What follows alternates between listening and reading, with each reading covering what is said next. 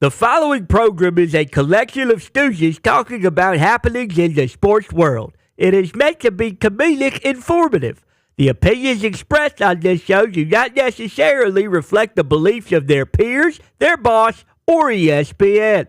There may be some cuss words because that's how humans in the real world talk. If you are young, please seek permission before watching any further. Hey, let's go! This show stinks, and the fact that you listen, we are very, very thankful for it. McAfee on the line with a gorgeous assist. The all-time leading tackler for the Green Bay Packers. You ping! Damn it! Be a friend, tell a friend something nice could change their life.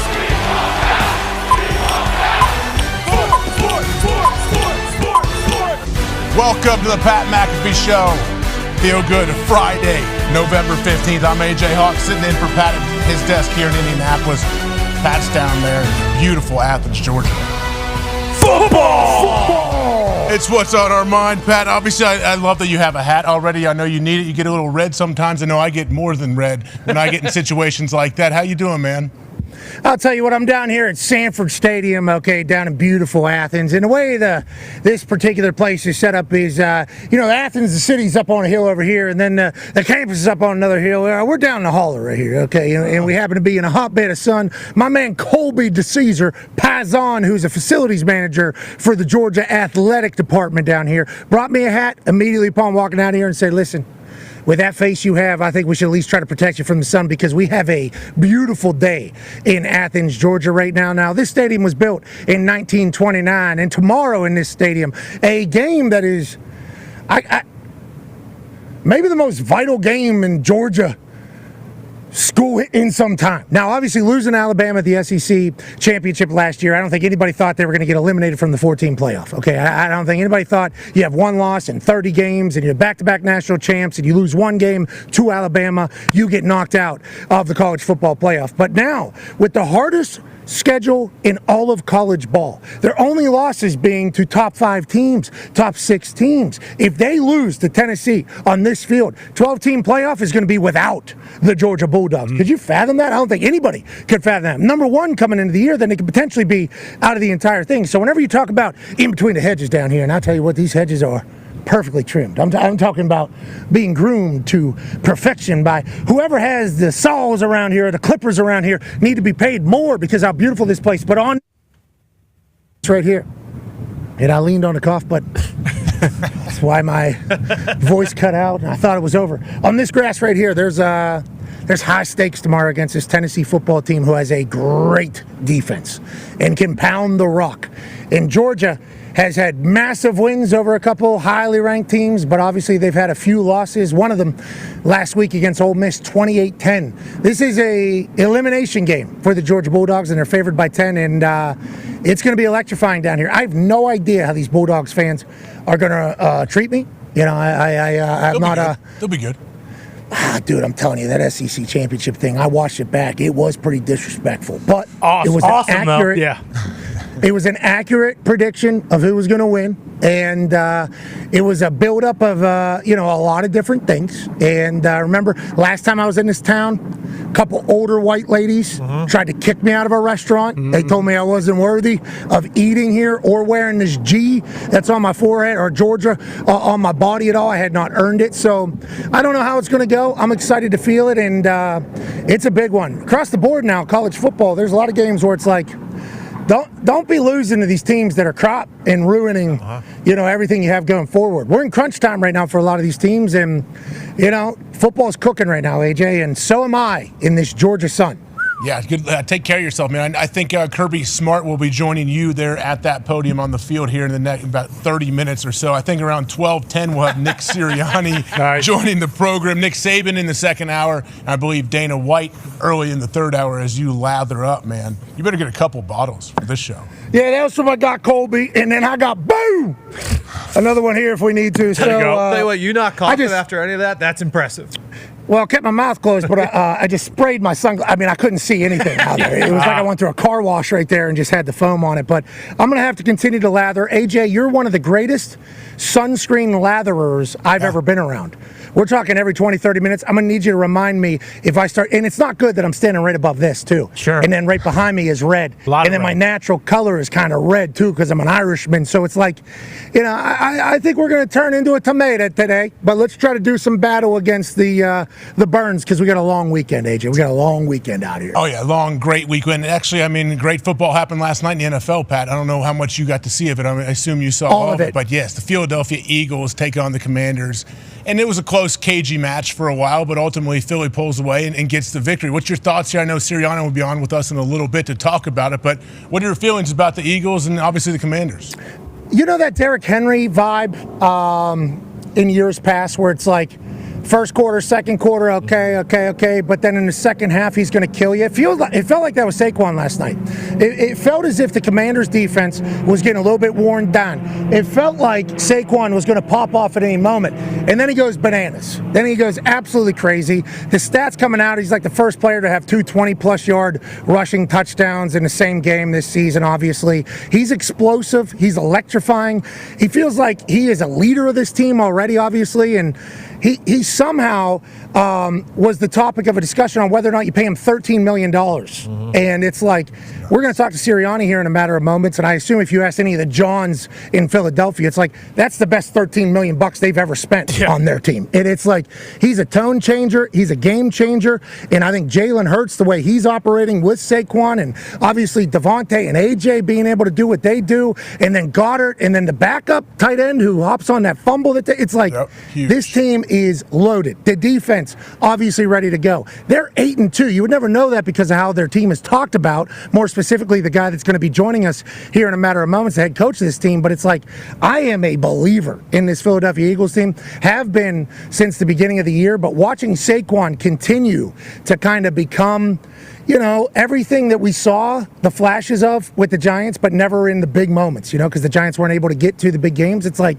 Saquon seizing the opportunity, understanding what he can do, and then Kellen Moore and Nick Sirianni understanding him too. It's like, this is an electrifying football team, and they win in a fashion that can travel and can win long term. So the NFC obviously feels like there's a few horses that are pulling away from everybody, and I think first take and get up, we're talking about, is it the Lions, is it the Eagles? Okay, we're just giving up on the Niners, I guess. But like, there's teams at the top of the NFC, they can all run the ball, they can all play good defense. Jake Elliott, I think he's hurt. I think there is, anytime you miss the kicks the same exact way, feels like that's a swing thing. And if he's pulling it, I would think there's something happening maybe in here. Personally, he has not told me that. I did send a message and ask him if that's happening, but it feels like there has to be a little tweak or something because he's either short-legging it or getting through it too quick, and that's not Jake Elliott. Now, they end up getting a win, which is much better than the alternative, but if they lose that game, it's going to get real loud for Jake Elliott. So I hope whatever Jake's going through right now, whether it is a tweak, which once again, I do not know. We'll ask Coach Sirianni. I don't know what all will be talked about, but like that's abnormal. Just like Jared Goff throwing 5 picks, abnormal. Let's move along. But their team is stacked, and I love the way they play football, AJ. Yeah, watching Saquon, like it makes me feel good as a football fan because we know how like the running back position has been devalued over time. And I know Derrick Henry obviously is a guy keeping it alive, but watching Saquon and what he can do, like that 28 touches, 198 yards, 2 touchdowns last night, and they had to pay him. What was it again, Pat? How much they pay him? $13 million, I think, is all the discussion. And remember, we know this all because the Hard Knocks that just told us literally everything the Giants went through this offseason. Awesome. And it was, I don't know if any other team will ever sign up for that, but I know one team that's very thankful for how it all went, and that's the team in Philadelphia. Joining us now, ladies and gentlemen, is a man who has led the Eagles to an 8-2 start or better for 3 consecutive seasons, which obviously has never happened in the history of the Philadelphia Eagles. They get a massive primetime win against a division rival and a team that was supposed to be hot, supposed to go on and win it all. I assume the conversation around him is that he's a super genius, because that's what he is. Ladies and gentlemen, Paisan extraordinaire, head coach of the Philadelphia Eagles, Nick Sirianni. Hey, Coach! How we feeling this morning, Coach? We feeling pretty good? Hey, guys. Thanks for having me on. Hey, Coach, how do we feel about the team? I just gave that stat about 8-2 or better. Obviously, your teams have been dominant early. You've had a lot of success over there. How do you feel about this particular team and everything we're saying about Saquon? Is it true? Like he just completely changes your team immediately upon arrival? Man, start with the team. This is a group of guys that just love coming to work every single day. Love fighting for each other. I mean, just saw guys pouring it out there for each other, and I just feel like we're gelling together day by day. Getting better as a team. Saquon Barkley, man, you guys see it. He is a special talent. What's not known about him quite as much is how good of a teammate he is, how hard of a worker he is. Man, he's a special player, special teammate. Special dude. We're so thankful that he's on this football team. He's helping us win games. Yeah, I think Jalen talked about it afterwards about how he's coming and been a leader for that team too. Obviously, he's one of the best players in the NFL, so you're going to be kind of expected to be a leader. But can you talk to me about the culture that you guys have in that locker room where Saquon can come in? Not only is he welcomed, he's appreciated, and how do you feel about the culture that you've built over there? I think anytime you get a player to his caliber, guys are going to look at him, and they're gonna follow him, and he stands for all the right things. Just again, like I said, the way he works, the way he goes about his business each day, competitive, and it's just contagious. And so we like to build our culture here on our detail of how we play football. Our fundamentals with how we tackle, with how we take care of the ball, how we take the ball away, blocking. We talk a lot about our toughness, our physical toughness. I think this is a physically tough group. Starting, Howie's done a great job putting these guys together, and our offense and defensive line lead the way, and then you got some linebackers that are making big time plays with Zach Vaughn and Nakobe Dean. The defense is hitting. So we talk about detail, we talk about physicality, and we talk about team. And that's where I feel like we're continuing to get better. But like Saquon said last night, they don't give trophies out for middle of the year, because you had a good first 10 games of the year. So we got a lot of work to do still. I respect and appreciate that, but your team is awesome to watch. And if we could give a trophy or an award, it would be electrifying every single time from start to finish. Go ahead, AJ. Coach, you mentioned having tough guys on your team. I think that's very evident when you watch your team play. Is that something you can get out of players? Can you make somebody tougher, or do you have to bring tough guys in and try to just maybe sharpen that edge a little bit? Yeah, that's a great question. In my experience, it starts with the guys that you bring in, no doubt. But it starts with that. Like again, you get a bunch of tough guys in here, like Lane Johnson, Landon Dickerson, Jordan Mailata, Jalen Carter. Right, you're gonna be tough. But I think what happens is the guys that are on the border and they're on the edge there. Am I going to be tough? Am I not? They follow that lead. And so the culture, yes, you start by bringing in tough guys. And that's something that Howie and I talk about all the time is bringing the guys that will play, that are mentally tough, because being mentally tough, as you guys know, is just as important in this league as being physically tough. Bring in the physically tough guys and then bring in the guys that play with relentless effort. And then that's your culture. Your culture is your habits. And so you get exposed if you're not being, if you're not doing those things on a team with the guys that we have. And so I think it's a both and I think that our guys are really, locking into that and it's showing on the field.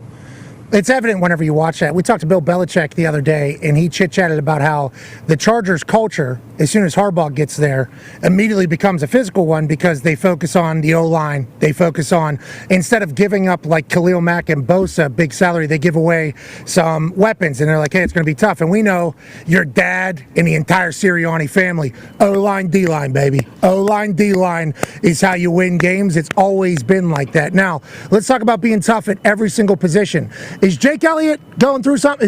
Has he have a tweak of a muscle or anything like that? Or what are your thoughts on last night? I assumed there had to be something because that is such an abnormal evening for Jake Elliott, and I assume you feel the same way. Yeah, we have so much faith in Jake. He's made so many kicks here, so many big-time kicks here, dating back to before I got here. And then ever since I've been here, he's made some big-time kicks. I mean, shoot, you put on that Buffalo film from last year, he hits a hits a big time kick to help us go into overtime and win that game. And it's just he's been clutch ever since I've been here. And just an unusual game for him. And I have no doubt in my mind that this team will rally around that. That's what you do when you're a team, and it's just we know that he's going to respond. We know that he's clutch. We know that he's coming back next week. We knew we needed him to make those kicks, those extra points to put us up where they needed two touchdowns and 2 2-point conversions to go. And so, and he did that. I'm just looking forward to the next time he gets out there and has an opportunity to set straight. And I got so much faith in Jake and the operation. It takes everybody, right? It takes the operation. Rick's been snapping the ball well. Braden's been holding the ball well. And Jake, will get right back on track. I have no doubt in my mind. Hell yeah, let's go, Jake. Let's go, buddy. Hell yeah, Jake. It's good hey, just as a kicker punter specialist, boy, happy you guys won that game for Jake. You lose that game. That is a tough spot. But to your point about the team getting his back, CJ GJ was standing behind him in one of the interviews last night and still called him the best kicker in the league. I love that. That's a good sign of your culture you got built over there. Now, speaking of culture, Coach Tyriani has a question for you, Coach. Yeah, Coach, first and foremost, just want to say unbelievable victory last night. Let these people keep doubting them. Let these people keep doubting us, okay? And listen, I'm going to say this so that you don't have to say it because, listen, I understand the forward-facing side. You got to be a professional. You got to do all of that. It's bullshit, okay? Every single morning I come in the facility, I turn the TV on. What do I see? Hey, the Eagles stink. Their head coach is a big dumb dipshit. He leaves all these points on the board. Hey, the Eagles, they may be 8-2, but are they going to win a playoff game? Coach is going to end up fucking ruining something. Dan Orlovsky, God bless his soul, he says he's a Philly guy. He says, hey, I don't trust the Eagles in the playoffs because Nick Sirianni is going to cost him a game. Now listen, Coach, our record as head coach, 42-19, second best winning percentage of any active head coach in the NFL. Quickest to that many wins in 60 games in Eagles history. Now, I don't want to take another shot at Dan Orlovsky, but you know what his record was in the NFL, Coach? It was 3-23. So what was it? What was it, Coach Terry? It was 3-23. So you got a guy like that throwing stones from a glass house. I mean, his win percentage is not even anywhere close to the Mason-Dixon line. But listen, there's also a couple other stats that I would like to make you aware of, Coach. Because people seem to have so many problems with an 8-2 football team, man. A team that's leading one of the toughest divisions in football. Over the last 30 years, only 5 coaches have started 8-2 in 3 consecutive years. Okay, you got Sean Payton, Bill Belichick, Tony Dungy, Mike Shanahan, and guess who the 5th one is? Who? Me, Coach Sirianni. Okay, you got 4 Hall of Famers, and I don't know. I guess that just makes me fucking chop liver every morning on ESPN. You win week in, week out, week in, week out, week in, week out. Hey, the Eagles didn't score 50 fucking points this week, so their coach must be a moron. Let's fire the guy. Now listen, I get it. Okay, I understand. It's what have you done for me lately? That's the NFL. That's Philadelphia. We like talking shit, okay? We like talking shit to fans. We like talking shit to the TV. We like talking shit to everybody. I get that. And you can do that when you win, which is what we do. But I'm just curious, Coach, should we pay as much attention to that as I've been paying attention to? Listen, I understand, hey, like you said, think of it like perfume. You sniff it, you whiff it, you take it in, but don't drink that shit, okay? But it's tough not to drink that shit when you got all these morons out here saying you're a bad coach when you're arguably the front runner for fucking Coach of the Year. So I digress, but I'm just curious, Coach, how difficult is it to see this bullshit day in, day out? And are you ever thinking wait a minute, are we 2-8 or are we 8-2? I seem to forgot. Good question, Coach. First of all, you look great. I love the outfit. You look great, Coach. Thank you. You know what? We constantly talk about controlling the things that you can control, and that's it. Everything else is out of your control, and if you're worried about those things, then you're not worried about the things that are going to help you get better and help you win the next game. And so, if I'm constantly thinking about, if I'm constantly telling the guys to block it out, whether it's good praise or whether it's bad praise, and focus on the next thing. If I'm not blocking it out, how do I expect them to do so? And so, that's all we're working on. We're working on blocking out the noise when they tell you you're good. We're working on blocking out the noise when they tell you you're bad, because, like I said, it's all about this next game. The next game we got the Rams, and so we're going to be thinking about that. We're going to be thinking about how we get better. And you know what? Sometimes stuff like that galvanizes you and brings you closer together, right? As a football team. So anything we can do to bring ourselves closer together as a football team, doubt, praise, whatever, block it out. All right, but we know we're here together and trying to get better together.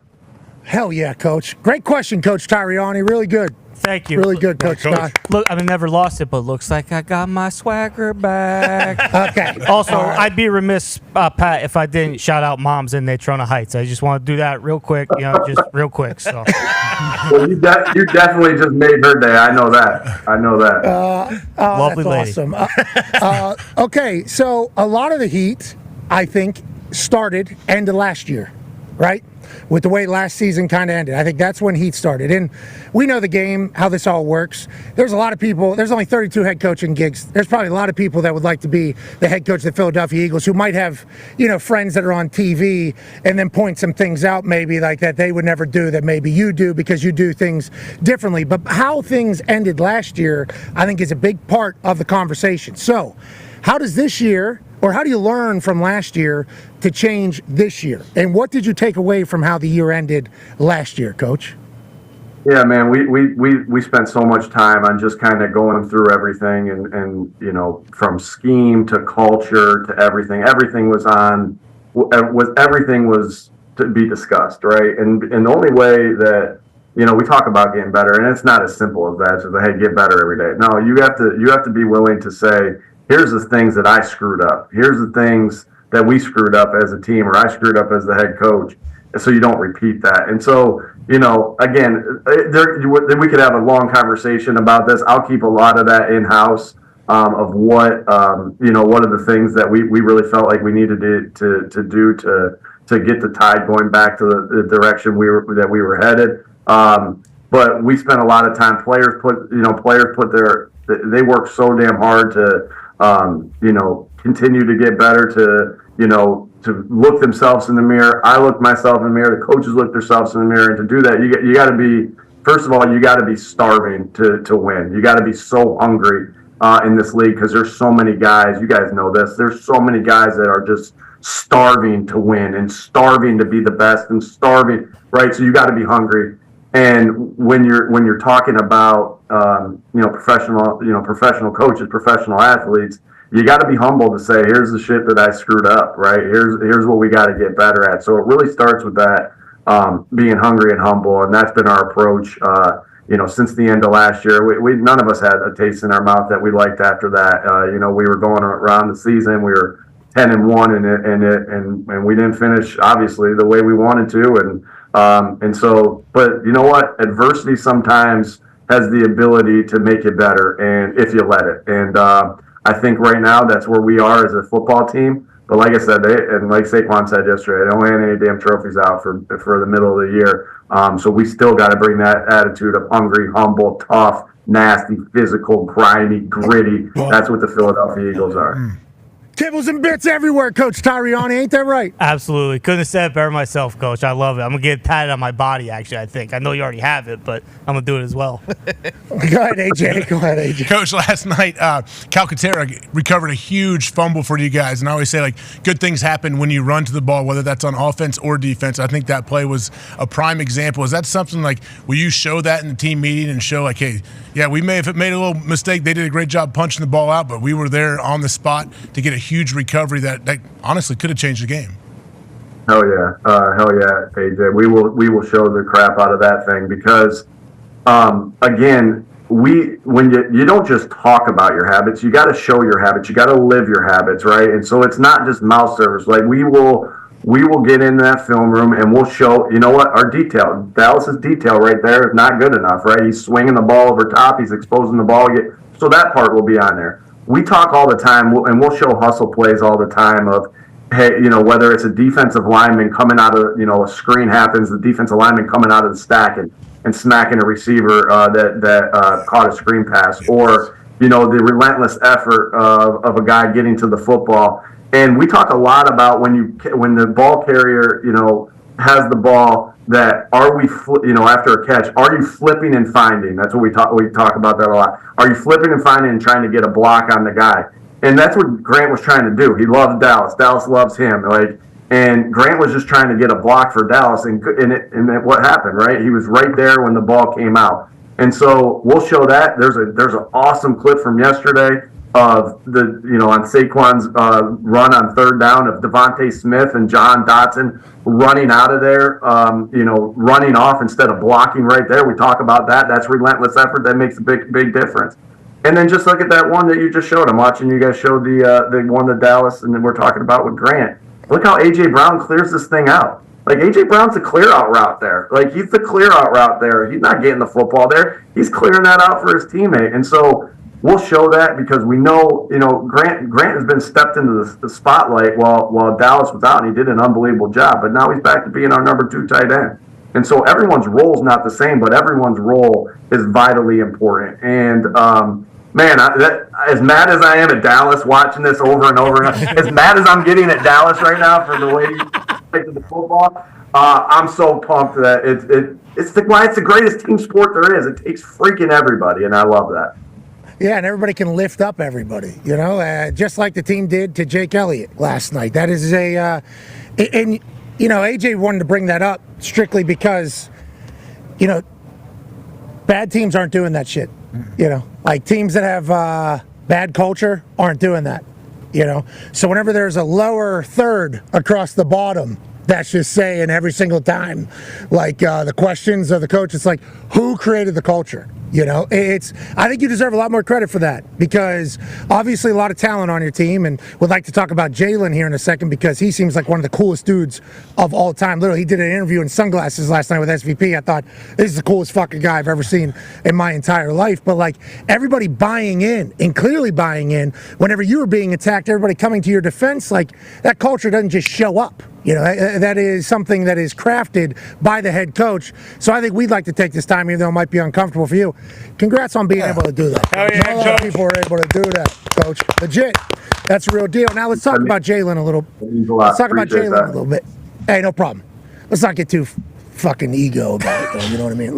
Every day. Every day. You got to do that whole thing. Let's talk about Jalen.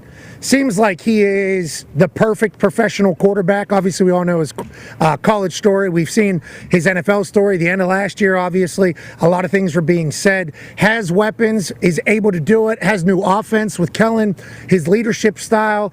What have you learned about Jalen, maybe since the first day you met him? And what are your thoughts as him as your face of your franchise here going forward for hopefully the next 10, 15 years?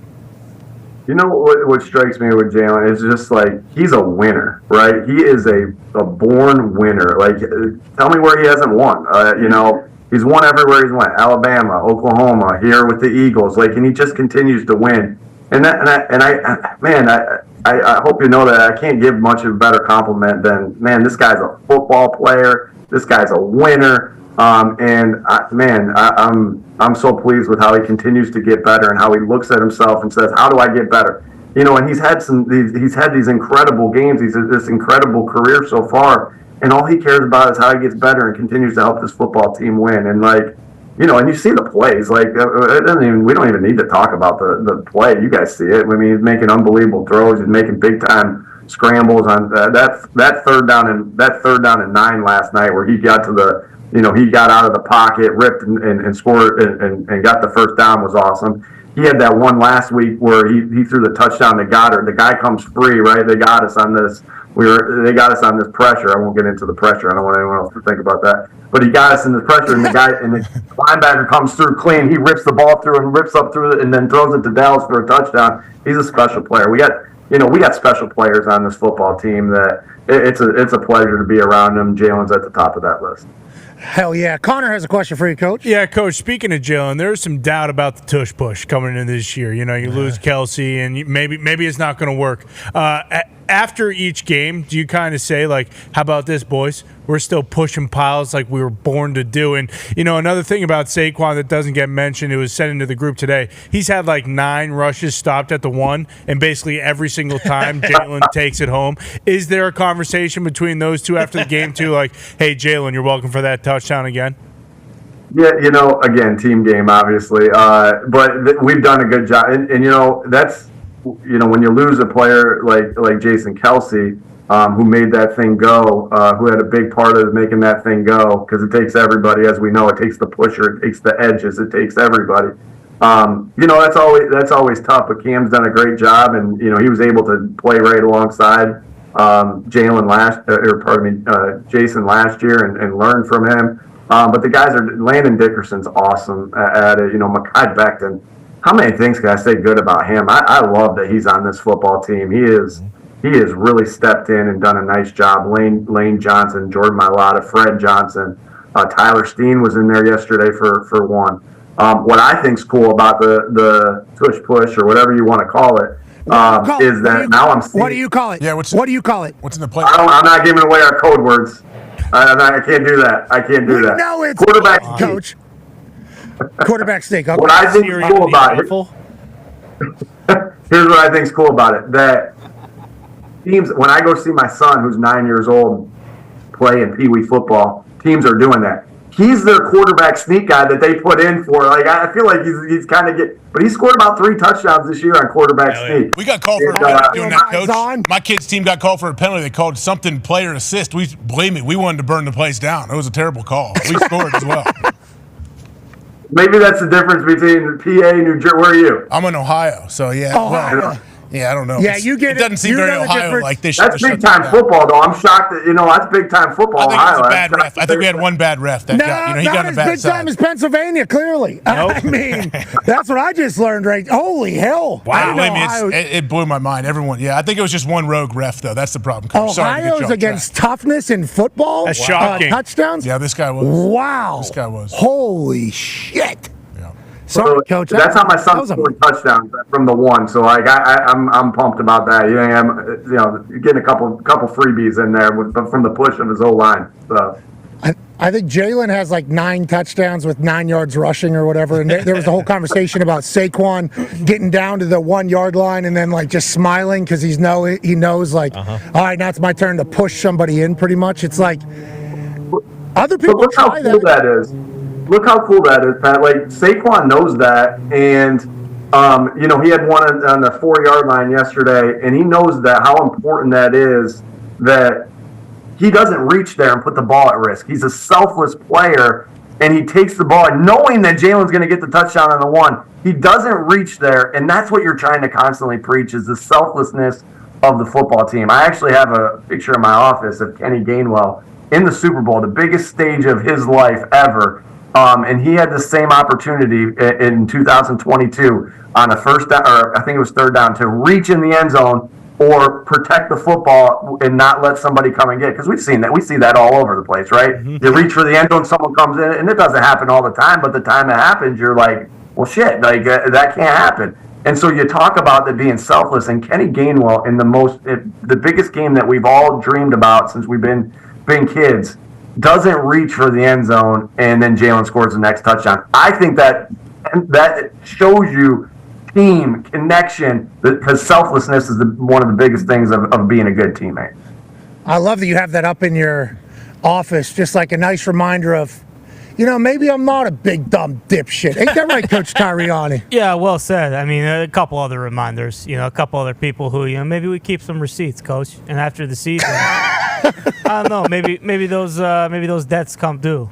I don't know. Maybe you and Big Dom, huh, Coach Tirianni? You and Big Dom go knocking on some doors? Listen, I never would preach violence. I'm obviously not going to do that. I understand football is a violent game, but Big Dom. I mean, you can say what you want about him. You think that guy's never hit a kneecap with a wooden baseball bat before? Okay, all right. Okay. Just saying. Can you tell us about Big Dom, Coach? Can you tell us about Big Dom? Big Dom, nobody is as good at their job as Big Dom is at his. And I love him. Like, he lives to help other people. I mean, hopefully, like, when I say that, him, like, it's like, that is the biggest compliment I could get. Like, he lives to serve and help other people. And, like, my family, the organization, myself, like, we are so grateful for him. And nobody does his job like Big Dom does. Yeah, look at that. And the NFL tried to kind of sabotage you guys by banning them from the sideline line. I mean, what What a bunch of malarkey that was. Last question here for you, Coach, and we appreciate your time. Comes from Italian man from Pittsburgh, Tone Diggs. Yeah, Coach Sirianni, about an hour and a half west of Pittsburgh is just a beautiful campus in Alliance, Ohio. The Mount Union Purple Raiders, they're 9-0. I visited. I didn't go there, but I know you did go there. I just wanted to let you know we do this Ram Trucked segment every Thursday, just highlighting, some of the best football hits you can find in college football. Just want to let you know for the third straight week, Mount Union has won our Ram Truck segment. Oh, yeah. And Weston Arthur, DB from Mount Union's got a chance to win a beautiful Ram truck. What's his name? There you go, Weston. Nice hit. Yeah. Stick. Yeah. Helmet off. Legal hit too, Coach. Coach, why don't you sign him to the Eagles? Here we go. We'll see. We'll see.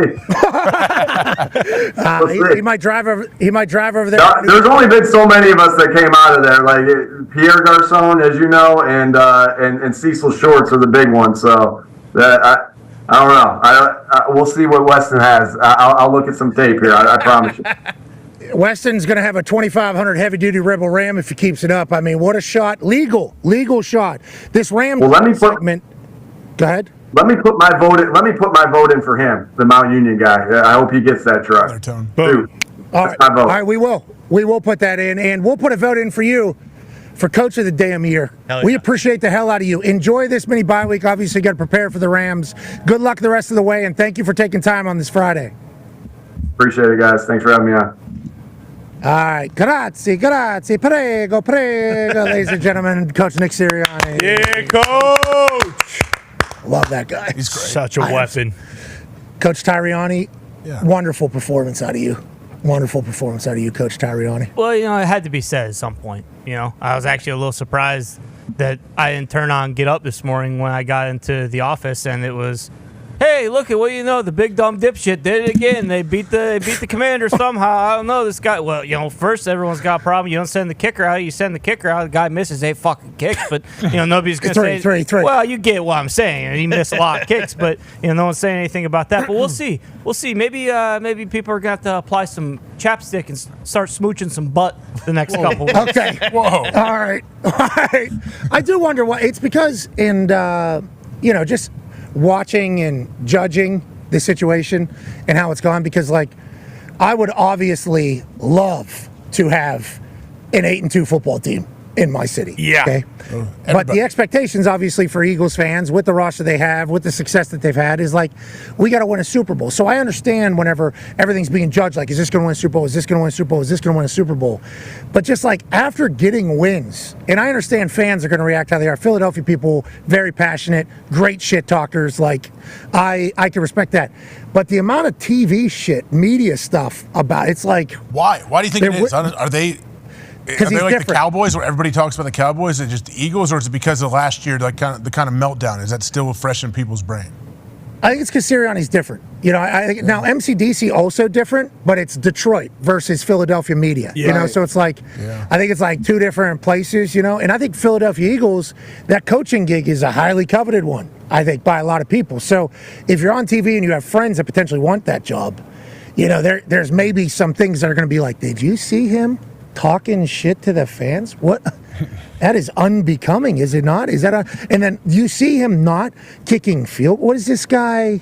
This guy thinks he's smarter than football? It's so I think those things kind of spur and if you're doing anything different than how it's been done forever, you're obviously going to ruffle some feathers. We've learned that, right? I think we have learned that from our particular profession. There's just going to be people that don't like it. I don't like it. You don't talk like how you're supposed to talk. You don't act how you're supposed to act. You don't look how you're supposed to look at this particular position. So there's going to be people that are against it regardless. And I think he falls into that category. I think that certainly is something.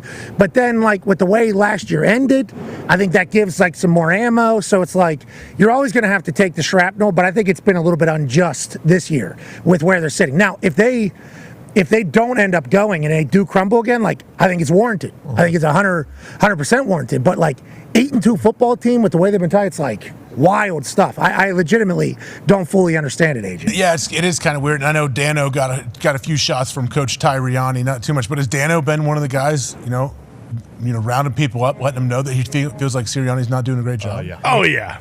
Is he like the front? Is he the guy? Is he the front of the caboose? I mean, everyone's had their, their say. Everyone's had their fun. Everyone's had their little quips. But yeah, I mean, Dan, he said, hey, listen, if the Eagles go to the playoffs right now, they're the team I'm most concerned about because of their coach. Because of their coach. Oh, yeah. Head coach. He really said that? That's what the fucking bottom line on ESPN said. AJ, think we're just bullshitting Hey, here I'm about just seeing trying to it every recap day? for maybe some people didn't see that. AJ, why don't you follow the product a little bit? Just like what you know. I do follow the product a little bit. I actually appreciate the fact that you don't watch those shows. Actually, Yeah. AJ I was just driving like, here. nah, I was driving here. No, but this has been like the last all week. Never mind. Yeah, but I like the fact that you're like, nope, I don't need anybody else's. I got my own locked in. But we like literally watch it every morning. And with our program, like the lower thirds are obviously very important. Lower thirds are very important because ESPN is on a lot of airports, on a lot of cafes, people walking by. You can't hear what's being said, but you can see what is happening. And just the lower thirds that people have been seeing while out in public on TV is literally like, Sirianni is a dipshit, head coach of Eagles. Like just right across the bottom every morning for last few weeks. How long has it been happening, Coach Tirianni? A few weeks at this point. Yeah, I mean, probably at least 2 weeks. I mean, I'm sure they were saying stuff before that, but they really started turning up the last 2 weeks, despite winning 6 football games This is in a row. an Eagles thing, though, right? Remember Jason Kelsey in his post Super Bowl went after Michael Lombardi, right? For talking about his head coach. Yeah, you're right. And I think that's a great franchise over there, Philadelphia Eagles. They're passionate fan fans for sure. Passionate. Dogs fans. Oh, yeah. Dogs. So it's almost like Sirianni's like the perfect coach for them. Yeah. Like he is the way. Oh, we didn't get to ask him about the Reddit report that he was just like responding to the fan that was telling him he needs to run ball more. Needs to run ball more. And then at the end he goes, huh? We did. Okay. Let's go ahead and stop everything we're saying. And it's like, that's maybe the most Philadelphia move of all time, what Sirianni's doing right here. But instead, if you want to say that's unbecoming, you certainly can, So he has provided some things, I think, for people to maybe attack if they wanted to, but also like he's winning games and his team loves him. So isn't that what a coach is supposed to do? Isn't that how it's supposed to be? It's just all very interesting to me. All very interesting. Yeah, con man, if you win, you can do whatever you want, right? Yeah, no doubt about it. And also, like, just knowing people from Philly and knowing what type of sports city Philly is, like, they love that type of stuff, like the shit talk and all that. And obviously, Overreaction Monday, it does get loud for Nick Sirianni just because people do, kind of nitpick every single little decision he makes. But they were unbelievable last night, like start to finish, really. Of course, the first half was a little slow. Boring. Yeah, it was boring. There weren't many points, but they were battling. But the big thing with the Eagles, especially when you look at the last 3 years, and we see it with a lot of teams on a year-to-year basis, like they've had coordinator turnover every single year. And now, especially with the defense, like they're figuring it out. Obviously, they ended up scoring 18 points to Commanders, but they held them to 10 points damn near the whole game. In the Commanders offense, they're second in the entire league. Like they're figuring it out on that end. Saquon's gonna go. Pat mentioned no matter what the entire game looks like, in that second half, especially in the fourth quarter, like they're going to break through. And then AJ Brown and Devonta Smith are unbelievable on the outside. Like it is hard to imagine that they have the same exact thing happen last year where they did fall off. I think they had 10 wins and they ended up finishing 1-6, 1-7, whatever the hell it was, and then they lose to the Bucs in the first round. Like this Eagles team is gonna go. And Mailata just came back, and you see him there. He made that big block to kind of spring Saquon at the end of the game for his second touchdown.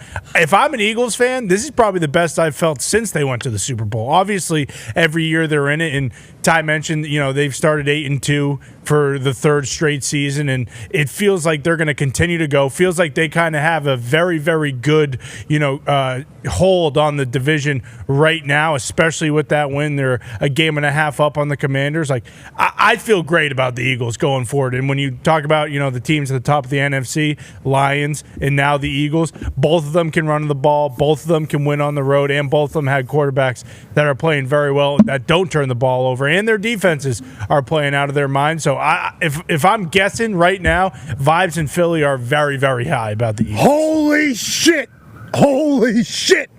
I can't say this loud enough. I was just in the middle of, lathering the 70 SPF Smart. here because it's getting hot, and it just got hotter somehow. Ladies and gentlemen, now we have another guest that's scheduled to join us 3 minutes ago. So whenever that person shows up, yep. Ladies and gentlemen, living legend, friend of the program, fucking McGee's here. Oh my God! I come in the stadium, and my man is just lubing up. Hey, just lubing up. Hey, you can't hear them, but they obviously all just went absolutely crazy about an appearance for you. How are you, brother? I'm good, man. How you doing? What do we got? What are you doing this weekend, dear? We're doing Marty McGee. This is the microphone. Yeah, we're doing Marty McGee over on the other side of campus, and yeah, we're just. I keep saying I'm on game day, but I'm not on game day. I'm just going to stand behind y'all tomorrow, just like wave. Yeah, but your essays are fantastic. Thank you. I appreciate that. I'm happy you were the one doing this. Well, I'm happy that you're happy, dude. It's so good to see you. It's been since May. Yeah, we miss you. Yeah, I miss you too. We miss that voice. Can you boys have any questions for McGee here? I mean, McGee, just you have any Bojangles lately? How's the life been since May, since that Celtics game? Connor just said that he heard you don't eat Bojangles anymore. Is that accurate? No, I had it 2 days ago. Okay. No, I think he doesn't eat Bojangles anymore. I eat it all the time. No, he does eat Bojangles. He loves Bojangles. No, I love it. And by the way, so I did that with you guys in May, and Bojangles hooked y'all up, and they didn't send me nothing. They sent us Cary, North Carolina. We got like 6 boxes. Yeah, it was great. I shit it all out over the place. Yeah, I got nothing. So what's that all about? I don't know. Sponsored. So. Ladies, there's a handsome man with a great haircut on the other side. Obviously, he's making inappropriate gestures. Nah, you look great, ladies and gentlemen. Marty Super Power. Hey, what's up? It's Marty and McGee. Hey, the boys are going bananas. McAfee, Marty, McGee, the Southern trio that you never knew you needed. How excited are you for this weekend in Athens? Can I say hello? Brother? Yeah, absolutely. I got sunscreen all over me. Oh, okay. Well, good. You need it. I don't know how you all survive down here. The whites in the South. I don't know how you guys. Especially your white. You have no shirt on. I have a jacket on. He has a 3/4 zip on. We have no idea what the hell we're doing. I'm a completely different level of pale. I'm translucent. I'm so white. That's what I am. So SPF 2000 all the time before I even leave the damn house. All right, we got to get you guys the hell out of here. Love you. Goodbye. Love you, boys. Love you too. God, what a treat. And it only gets better. It only gets better. Hey, we need a microphone up here and ears. Ladies and gentlemen, national champion coach multiple time just walked onto the field, and I'll tell you what. Aura. These khakis are pristine right now. I mean, you're talking about a guy who can we, yep, perfect. Here we go. AJ, go ahead, brothers. I'll let you know whenever we're all set. He's obviously dialing up Coach Kirby Smart, getting his ears set up. I wonder, Tone, where's the money at on this game? The money is on Tennessee. 56% of the money is on Tennessee, not to win the game, to cover the 9.5. It's a pretty 9.5 seems like a lot, right? A pretty sizable spread, especially when Georgia's coming off what they did that loss last week to Ole Miss. Man, it's tough for Coach. You got to follow Marty and McGee. Yeah, no ETN. Marty and McGee. Yeah, ETN. What is his injury? I don't know what his injury is, but I believe he's out. He's out. I think Pat's trying to get Coach some. I don't know if he's trying to talk him into getting some sunscreen going right now. I don't know if that's going to happen or not. But yeah, Georgia, 9 points, 9.5. You said 9.5. Yeah. All right, here we go, Pat. I think Pat, you might be back with Coach. I don't know if you talked him into some lotion or not. Yeah, he was just talking about he was actually looking out for me. He said, "You have any sunscreen on?" I told him I got 70 SPF. Ladies and gentlemen, multiple-time national champion, Coach Kirby Smart. Thank you. Appreciate it. Great to be here. Hey, we are fair-skinned fellow. Yeah, amen. We are lucky and thankful that you're here. Okay, legitimately, massive game tomorrow. Massive. You've been a part of a lot of massive games this year. How do you feel about where your team is right now? And do you feel battle-tested? Because obviously, number one strength of schedule. You've had more top 10 games than anybody in the country. Obviously, they wanted Georgia in primetime games.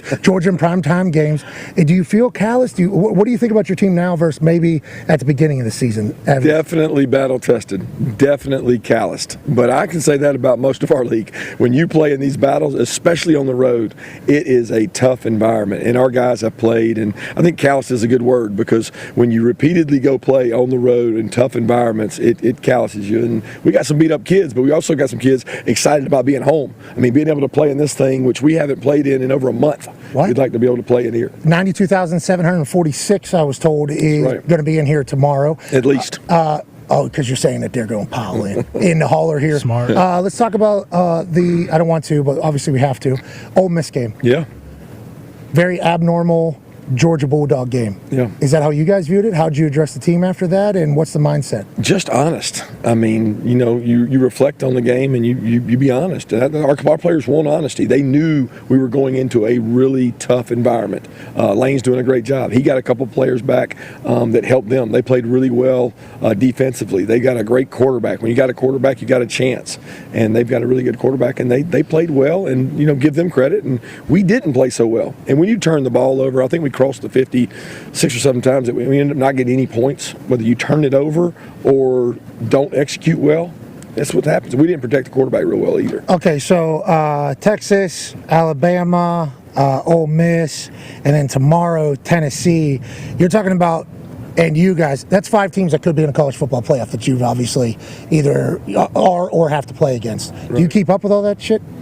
Well, I have to. I mean, we look at it each week and we say, all right, where are we? What are we doing? What do we got to do better? What do we got to do better? But that's one of those things that's also out of our control. So I think the news Tuesday came out, and it's not something that we talk about, but you're like, okay, well, what's the importance of the schedule if we play a really tough schedule? Is there value in that? Yeah. You know what I mean? I think there's value in that when you win, and then when you don't, or you don't play well, I don't know. I don't know how much the committee values it. They're looking at things through a sample size of, they're looking at the game on the TV. They're not at the stadium hearing the crowd noise, knowing the atmosphere that you're playing in. It's very different when you play on the road in our league. I think compared to some other leagues, it's tougher. I think there's a good chance that Coach Saban is going to be saying a lot of the things that you just mentioned right there on game day. Where do you think I learned it from? Yeah, amen, amen. AJ, back in Indianapolis, has a question for you. Yeah. Coach, during on game day, I'm just curious with your interaction with your quarterback Carson Beck. Is it? Yeah. What's it? Are you very in his ear a lot? Are you guys going back and forth, or do you kind of let him do his thing on game day?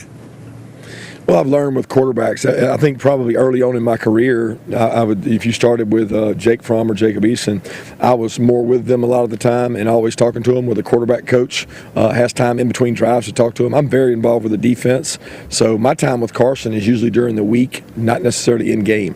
And I think most head coaches that work on the defensive side of the ball will tell you, I'm not in every quarterback meeting. So what I want to do is support him, tell him to be positive, keep fighting, keep chopping, keep doing the things we got to do. And Carson's very bright. So it's not like you need to go over there and say, hey, what coverage was that? He knows what coverage it was. He knows what decision has to be made. He's got to protect the ball. He's got to make good decisions. And that's one of the things we've been working on this week. He's taking a lot of heat this year. Sure. Because the projections maybe QB1. Obviously, we've seen him win before.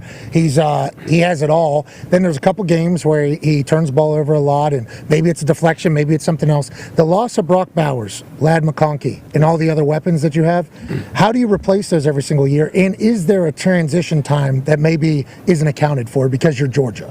I don't know that. I think you always want to reload and replenish, whether that's through the portal or that's through recruiting. We have to do a great job of doing that. I would say, if anything, this year, it's not really about the loss of just them as much as it has been some significant injuries. We're a very different team than we were to start the year. We've got 3 starting backs out that would be playing between Rod Branson and Trevor. We got offensive linemen who have not been able to practice during the week. And I think that affects the confidence and the psyche as much as anything. Yes, losing a Brock Bowers matters. Losing a Ladd McConkey matters. Losing a Marcus Rosemy matters. But everybody deals with that. You deal with that, and then you replace. We've had all offseason to replace that. We got to do a good job with the guys we have. Not everybody loses 3 first-rounders. Yeah. 4 first-rounders. Just one of that is not. That is. Well, they weren't all first-rounders. Yeah, but the culture that you have built obviously brings that. AP Tone has a question for you. Yeah, Coach, I'm glad you just brought up the O-line injuries, because that's what I wanted to talk about. I mean, your 2 championship runs, and then last year, everyone said, this is one of the 1 or 2 best offensive lines in the country. And I know you've had injuries dealing with that this year, and then last week there's a lot of pressure on the quarterback, and then this week against Tennessee, they have one of the best D lines in the country. Is it not great that you guys lost last week, but was it an eye opener for the offensive line? Maybe be like, hey, we need to tighten up against Tennessee based off of what happened to Ole Miss last week. I definitely think it'll probably act as a motivator, but that motivation typically doesn't last but maybe 10 plays. It boils down to how you practice, how you prepare, what you have available. I mean, Tate goes out in the game last week. He wants to play. It means a lot to him. He goes out to play. He dings an ankle that he's already come back from, and he's not playing real well because he's injured. Ernest has been beat up. He's been hurt at tackle. He struggled to practice and has to go out and play. Jared's missed 2 or 3 games. Micah's out right now. So when you start talking about it, it's a bunch of guys that have been hurt or injured, and I don't know that the motivation is, well, we didn't play great last week, let's tighten up. The motivation is, we're playing at home, we're playing a really good defense, we need to go play well. Okay, let's talk about that hypo offense. Yeah. You know, because obviously everybody remembers the Hendon Hooker wide open we're throwing. It's a bit different than now. They pound the rock a lot. The rock. How do you feel about facing against Hypo's offense, and how do you think your defense fares against their style? Well, it's tough because you have to change your defense to play against them. There's plays and defenses we haven't called all year that we have to play against them because they're very different. They're fast. They have huge splits, and everybody knows that. So you get to watch other people play against them, and you're trying to get ideas of how you want to play against them. But they go so fast that they limit what you can do. You got to try to beat them back to the ball, get lined up, out-execute them. And this year they have been different. I mean, they're explosive. They got a great quarterback, and they got really good wideouts. But they got a back, and he trusted. He plays behind his defense a little more. Nico Iamaleava obviously is. Said it. Pretty good, right? Dang good. Yeah, thank you. Have you tried it all or no? Just Nico. Nico, You just I said like Nico. Yeah, Nico's a great name. Great name. It's a great name. He's questionable, obviously, but in college ball, you can say that. And then it seems pretty apparent he's going to play. Yeah. Is that how you treat it, or do you have to think about potential backups playing as well? No, you treat it like he's going to play, and you adjust if he doesn't. I think anytime that's the case. Offensively, there's not a huge change for them when he's not in.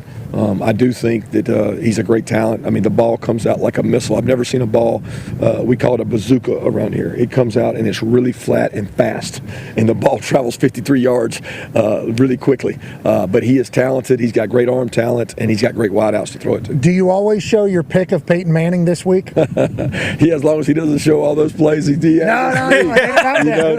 Just to the team. For some reason, every year he likes to come back and show all the plays. I didn't pick that play. You know, like, I mean, he's going to probably be at the game, and he's going to say, well, you put that on the McAfee show. No, we did. I would like to let Peyton know. How about know. those pads, man? You think those pads are big enough back in the day? Old school, brother. How do you feel about modern football?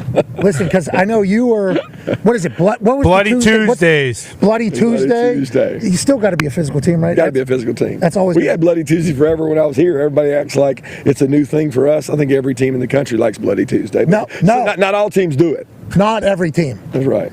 As somebody who's watched a lot of soft football, right? Not every team loves it, but I appreciate the fact that your guys buy into it. You have a bunch of dogs. That means a lot coming from a punter. That makes me. See, I would go. That makes me feel really good. We got a punter you need to talk to too. Our guy's got the personality. He loves you. Special teams, big one, Bar. You think? Big special teams. They're really good. They're really good on special teams. Breezy? It's always breezy in here. Feels like a little breezy. A little breezy. Not as bad as Jacksonville, but it's breezy. Amen. Are you not hot as shit in that thing? I'm in a building that's like 50 degrees every day. So when I walk out, I get a little warm, but I live inside. You're the man. We can't thank you enough for taking time Thank here. you guys. Good Enjoy luck the tomorrow. Show. My son loves the show. He said, Dad, you're going to be on McAfee show. I said, yeah, he loves it. Thank you, bro. Hey, I hope, you know what happened to the SEC championship. I made a prediction. What about it? I did the whole, what's that called me? And I picked Alabama. They're going to hold that against me tomorrow, you think? No, I don't think so. I don't think they will. They all think you got a man crush on Dan Lanning anyway, so. Come on. What's going on there? I kind of do. But I also think you're awesome as well. Ladies and gentlemen, I love Dan. national champion multiple times, Coach Kirby Smart. Coach. Appreciate you, Coach. Obviously, Pat will wrap up with Coach. Hey, we still have Nick Saban coming on here in the second hour. Third hour, Dana White joins us ahead of a huge UFC card, Tone. Stick around. We'll be back in 3.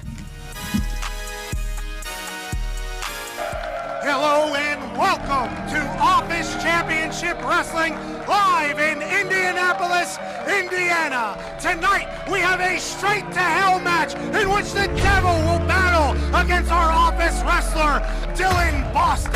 You might be wondering how we got here. Let's find out right now. And now we have to make a deal with the devil.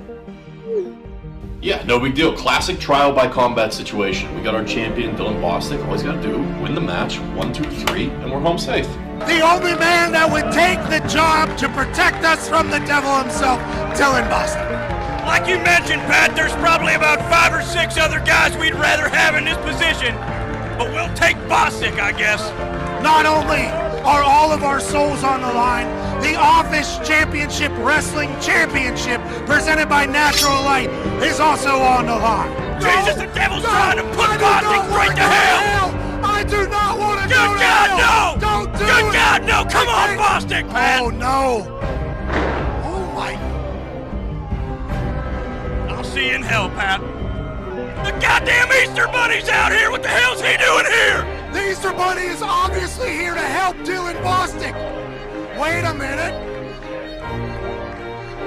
No! No! The Easter Bunny's been on the devil's side this whole time. Jesus Christ! Jesus Christ! What the hell's Jesus Christ doing here? The power of Christ is compelling Dylan Bostic. Look at this, Pat! Jesus Christ is bringing Bostic back to life! Jesus is going insane! And now Bostic's kicking wholesale ass in the ring! Jesus Christ has come to help Dylan Bostic defeat the devil and defeat the Easter Bunny. What's gonna happen here? Good God Almighty, it looks like he's going up in the scissor lift! Jesus is lifting the scissor lift! Jesus is now telling Bostic to come down from Don't do it, Bostic! Don't do it! Oh my God! Bostic's dead! He's dead! You can't tell from home, but that scissor lift is about 8 stories up, Pat! 80 feet in the air! Oh wait! He's tuning up the bed! The devil! Super kick! Into the casket! The devil goes down! The devil goes down! Shuts the casket! Straight back to hell! The devil goes straight back to hell, where he belongs! With the assist from Jesus Christ of Nazareth! Dylan Bostic saves the PMI office's souls and wins the OCW championship! The following program is a collection of stooges talking about happenings in the sports world. It is meant to be comedic informative. The opinions expressed on this show do not necessarily reflect the beliefs of their peers, their boss, or ESPN.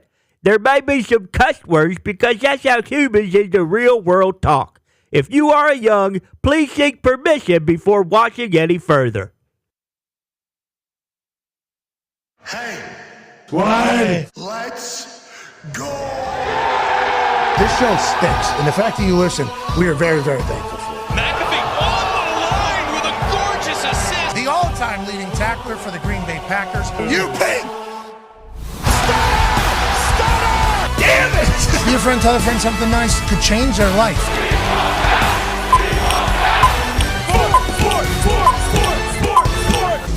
Hour 2 of the Pat McAfee Show. Friday, November 15th. I'm AJ Hawk sitting in for Pat here in Indianapolis. He's down in beautiful Athens, Georgia for a giant matchup tomorrow against Tennessee. Football! Pat, what's happened? How did it all end up with Coach Kirby Smarty? You seem to get a big chuckle at the end there from you. Yeah, we had a good time. Marty Smith and Kirby Smart are currently doing an interview just a few yards away from the program. So, boom mic in tow. Gonna try to keep it down so I don't interrupt. But Kirby Smart's the real deal. And I didn't know this. Okay, they're done. Perfect. Okay. See you, Coach. All right, sweet. Way to go. Marty, great interview. I love you. Okay, so I didn't know this about the the entire Kirby Smart grew up, okay, watching wrestling. And he said his favorite wrestler of all time, the American Dream, Dusty Rhodes. Wow.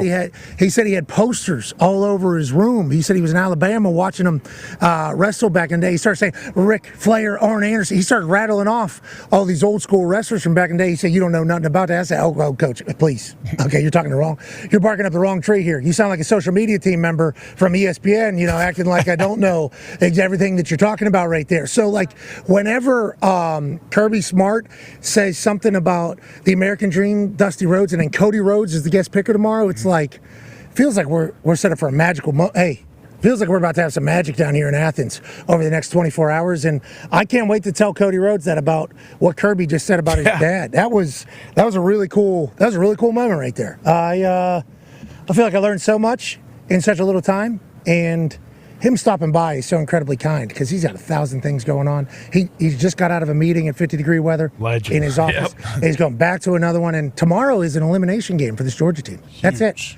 You want to play in a Gator Bowl or you want to play in college football playoff? Yeah. And he said it there when he was talking about scheduling and everything like that. That's a hot topic right now. I just got out of the game day production meeting. and now that we're getting close to how many bids for each conference and who and everything like that, Georgia is obviously going to be talked about a lot because their losses would be to top 7 teams if they had top 6 teams. When there's some teams right now that have played 0 top 20 teams that are currently ranked, 0 ranked teams throughout their entire. It's like, so you got a lot of people wondering, like, so if you play Gumpy, Connor, and Ty, and you win, that's good for the record, but like reality of situation, what is the best team? So just like what has been said a few times around this 12-team playoff, when it was just 4 teams, there was only a couple teams that could be pissed. Georgia, one of them last year. Obviously, they weren't allowed to be because Florida State was more mad than they were. But now with the 12-team playoff, it's like more people are going to be pissed, I think. And it's that's the drama. That's the negative side of it. The positive side, obviously, is we have a real playoff where people have to really go and get it, a national championship. So it's good, it's bad, and this Georgia team is obviously right in the middle of it. And they had the number 1 strength schedule in the country, and I think a lot of people are wondering, like, are we going to punish them for playing big games? Because that's going to set a precedent in the future, you know, that teams are going to not want to do that. You know, it's fascinating. We're in a fascinating time for college ball with this first year of the 12-team playoff, AJ. Well, and that's why, like, Indiana, too, Pat, is such an interesting conversation because, like, if that Ohio State game does turn into a blowout, like, that is one of those teams where it's like, well, Indiana didn't play anybody. I don't think they've played anybody in the top 25, at least, you know, when they ended up playing. Nebraska is the only team that they've played that's above 500. Yeah, so it's one of those things, too, where they obviously want to win the game, but they're just looking to keep it close at this point because if they don't keep it close, then it's the entire conversation around Indiana is, well, the only real team they played, they got absolutely destroyed by. Well, and that's not Indiana's fault either. No, right? no, not at all. Like, it's not.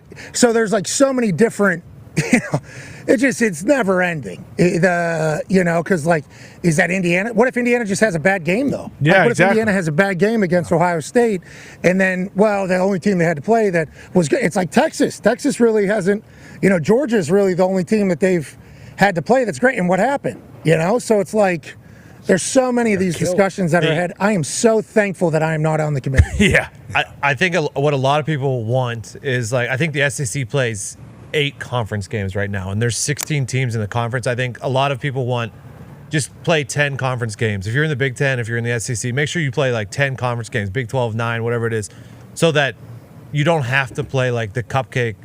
Now, no offense to Maction or whatever, like the opening, like the games you play early in the season. Correct. Yeah, like those could be conference games instead of. But can they ever mandate like how you schedule? They can, like the SEC can say, hey, you're playing 10 conference games instead of 8. But why would the Big Ten get on board with that? Why? I don't know. I mean, why wouldn't they? I'm saying if you're scheduling for a squad, you want to schedule, I mean, as easy as you can. You want wins. Well, depending upon how this goes. Correct. So depending upon how this goes, like if the teams, like let's say, in the SEC, there's like, I guess 8 teams that could possibly end up. Yeah, that's so many. They're loaded. There's 8 teams that could possibly be in it for the SEC championship, and if you win the SEC championship or any championship in the Power 4, you're obviously automatically in. And then what's to do with everybody else? It's like who the committee decides to reward will be a big tell on what the future looks like, I think, for these schools and teams and what their schedules look like and who they decide to play and who they don't. Like Georgia has by far the toughest, far. Like not even now. Granted, they lose a couple of those games though. So Alabama beats them, but at the end of that game, Georgia made that a game. They come back and do the entire thing. Ole Miss beats them 28-10 last week. Like obviously, that's the worst loss I think that Kirby Smart and this Georgia team in however many years has happened. But it's like Ole Miss has a chance to be in a college football playoff. Alabama going to be in a college football playoff. It's not like they lost to like Northern Illinois. No offense, Notre Dame. Yeah. So like there is so much. It's a never-ending one of these, and they're never going to be able to get it right.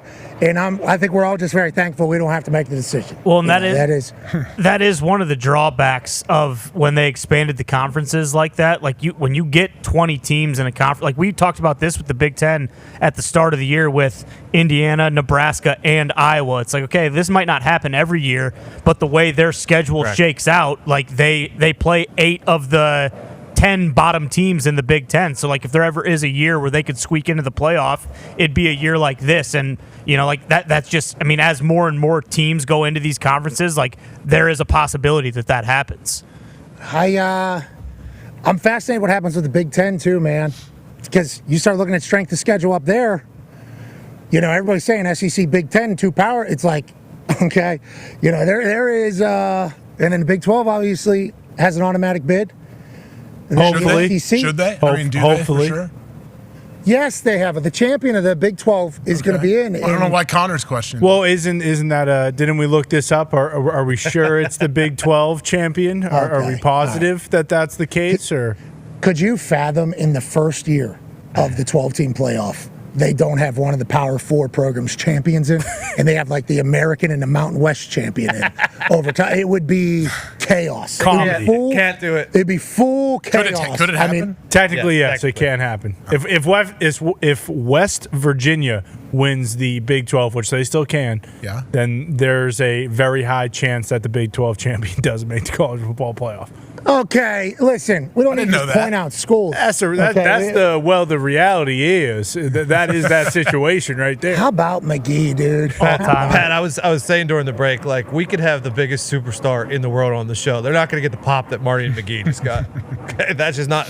Did you see me? I froze up. I was spraying myself with sunscreen. It was like a movie. I just stopped it, and I was like, holy shit.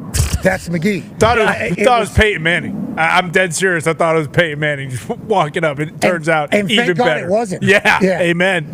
What are we even talking about here? Okay, so Week 11 of the NFL season kicked off last night. I believe Coach Saban is currently in traffic on his way over here. Nice. It is these college towns.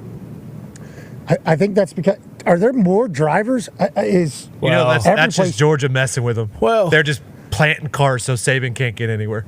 Well, but it's everywhere. It's not just here. It's these towns become parking lots on the roads. I don't know how anybody gets to the games. I don't know how. Like, they get there early. They get there on Thursday night, Friday morning. You park far, you walk in. I don't know. You get dropped off. I don't get it, man. I know Ohio State. Some people you park a bike and walk in. Like, smart. Columbus. Do all kind of stuff. That's not a bad play. Yeah, that's not a bad play. Yeah, pretty hilly down here. I didn't expect this place to be as hilly as it is. And obviously, I've been here before.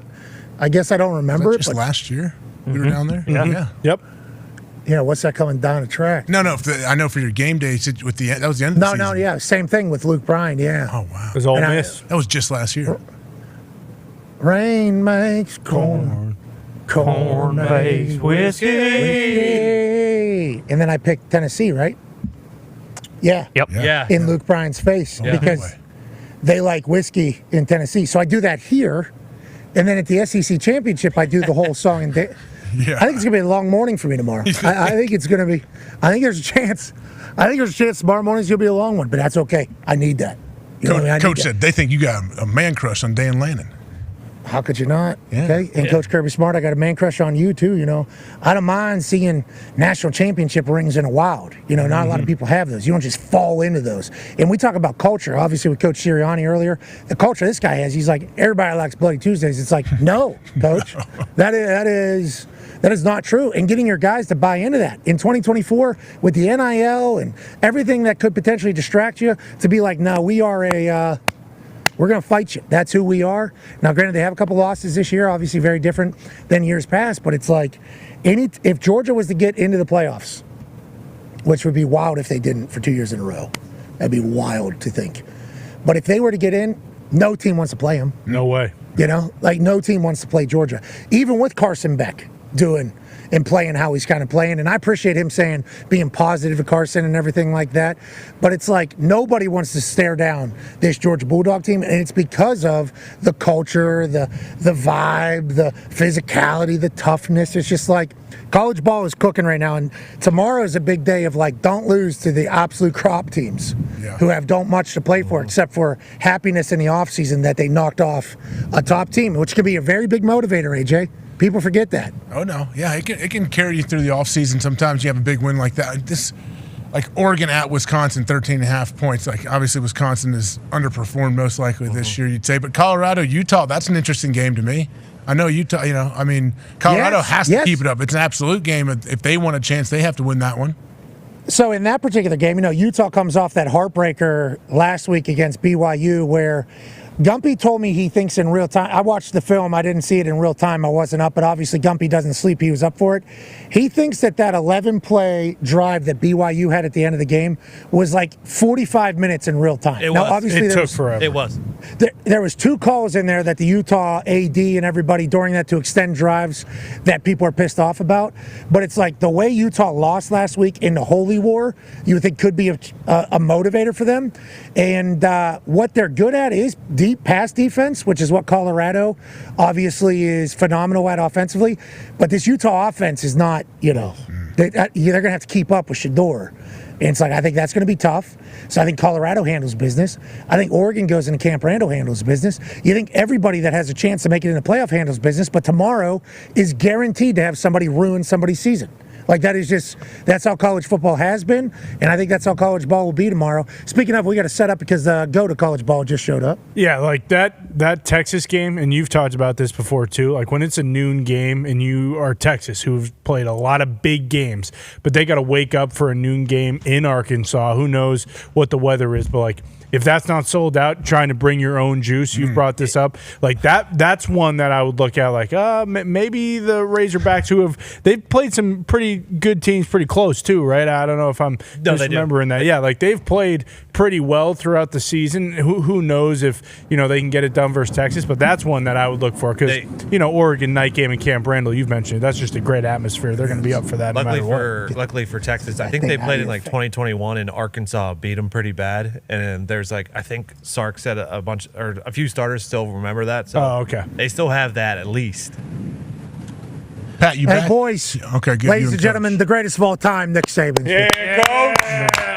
Hey, thanks, guys. Coach, they were just talking. I think I learned this morning in the production room as well. Connor, I heard what you said about that Arkansas-Texas thing, bringing your own. Arkansas hates Texas. I did not know that. That's a huge. Okay. That's a huge thing, I guess. I just learned that this morning. I'm going to look into that for the rest of the day. I had no idea that Arkansas hated it, but it feels like around the SEC, there's so many of these types of things. Yeah, I think, sometimes you get these inferiority complexes. I always felt like when I was at Michigan State, we had that sort of hatred for Michigan because of that. They were supposed to be more elite than we were, and we were always trying to prove that we were just as good. So I think you're going to get that, in this Arkansas-Texas game. And, there's some of that throughout the league, because you got the schools that have the big names and, like Georgia, Alabama, Tennessee. But then you got some others that wish they were. Yeah, absolutely. And rivalries can potentially be a lot more hate from one side than the other, and then that can catch up to you. Obviously, that is something that can happen in college ball. A lot of games that could go either way and ruin some seasons. Let's talk about this one, though. We just had Kirby Smart on, and he obviously comes from your universe. Listening to him talk, it was like listening to you speak. You have a lot of respect for Kirby, obviously, always have, always will. What do you think about him as a coach and his program and what they're staring down right now? Very different season for him, it feels like. Well, I think Kirby's done a fantastic job. He's one of the best coaches we ever had on our staff. I mean, he did a great job with our defense for many, many years. He's a good recruiter. He has got great relationship with the kids, and he's a really good teacher. So, and I think the job that he's done here at Georgia, now he took over a program here at Georgia that wasn't totally in the tank, but the way he's been able to elevate that program through really, really good recruiting. But I think one of the things that people don't really realize, that when you recruit really well in this day and age, sometimes it hurts you. In other words, we did at Alabama, he's done that at Georgia. So you recruit really well, you got these high-profile players who are good players, but their expectation is they want to play very quickly. So if they don't play very quickly, then they want to transfer. So maybe they're the second best guy, you got an inside linebacker. Now you got to play the third best guy because the second best guy is gone. And how many twos can you get out of the portal? Because most people in the portal want to go someplace where they can play. So that's kind of a interesting. That's kind of a, I don't know, a circumstance that I don't think many people really kind of grasp that when you recruit well, it actually can hurt you a little bit down the road. What is it called? Caviar problem. That sounds like champagne problems is what a lot of people will say, right? Because of being able to get that many recruits and have that deep of a roster. But I think what I've learned from you talking about how you recruited in the pitch that you gave from guys that played Alabama that I've known, it's like you were very upfront with people saying, hey, this is how this works. You're going to come in here, you're going to compete against the best in the country. You might not play for 3 years, but every single day you're going to be playing against the best. And if you want to make it to the NFL, this is the place to do it. Kirby has done that here. We watched Philadelphia Eagles last night. They're the Philadelphia Bulldogs. Yeah, I mean, they got a bunch of them. They got them all over the place. So it's like, I think that's a good selling point. Do you think Kirby has done a great job with that? And do you think that's one of the pieces of why Georgia has been able to keep and get so many recruits? Yeah, I think it is, because I think that's very similar to what we always try to sell Alabama was development. That when you play, you're going to play well, and that's what's going to create opportunity for you. So don't worry about playing as a freshman, because you may even play too early, and if you're not ready to play and be productive, that could actually hurt you. Yep. So let's focus on your development. You know, how good can you be, and then when you play, you're ready to take advantage of your opportunity, and then you're going to get drafted. And just like right now, we have 61 players from Alabama in the league. Georgia's probably next. Damn. All right, but 61. Yeah. That's a lot. Right now?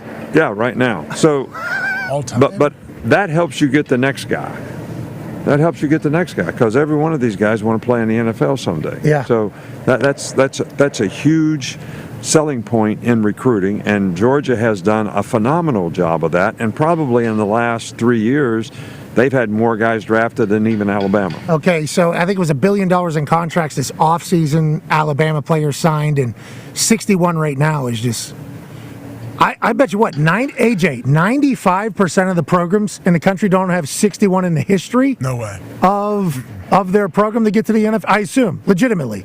That's I would guess that. 61 current is just mind-blowing to think of. And Coach, when you has that always been a thing when you're recruiting, as promoting these NFL guys? I know it always was a big deal. Like, hey, I want to go there. I see these guys in the NFL from, say, me, an Ohio kid that went to Ohio State.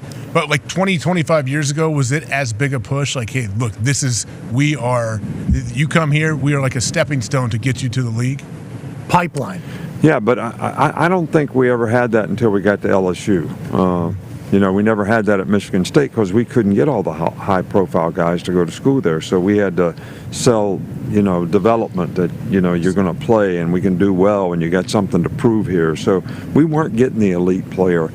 But at LSU we did, and it started there. And that's where we kind of learned that we can use this whole NFL dream that most young players have as a motivating factor for us in recruiting. So, and it worked out well. Yeah, but you got to be able to actually develop and coach, So not everybody can say, hey, I'll get you to the NFL, but obviously they can't coach.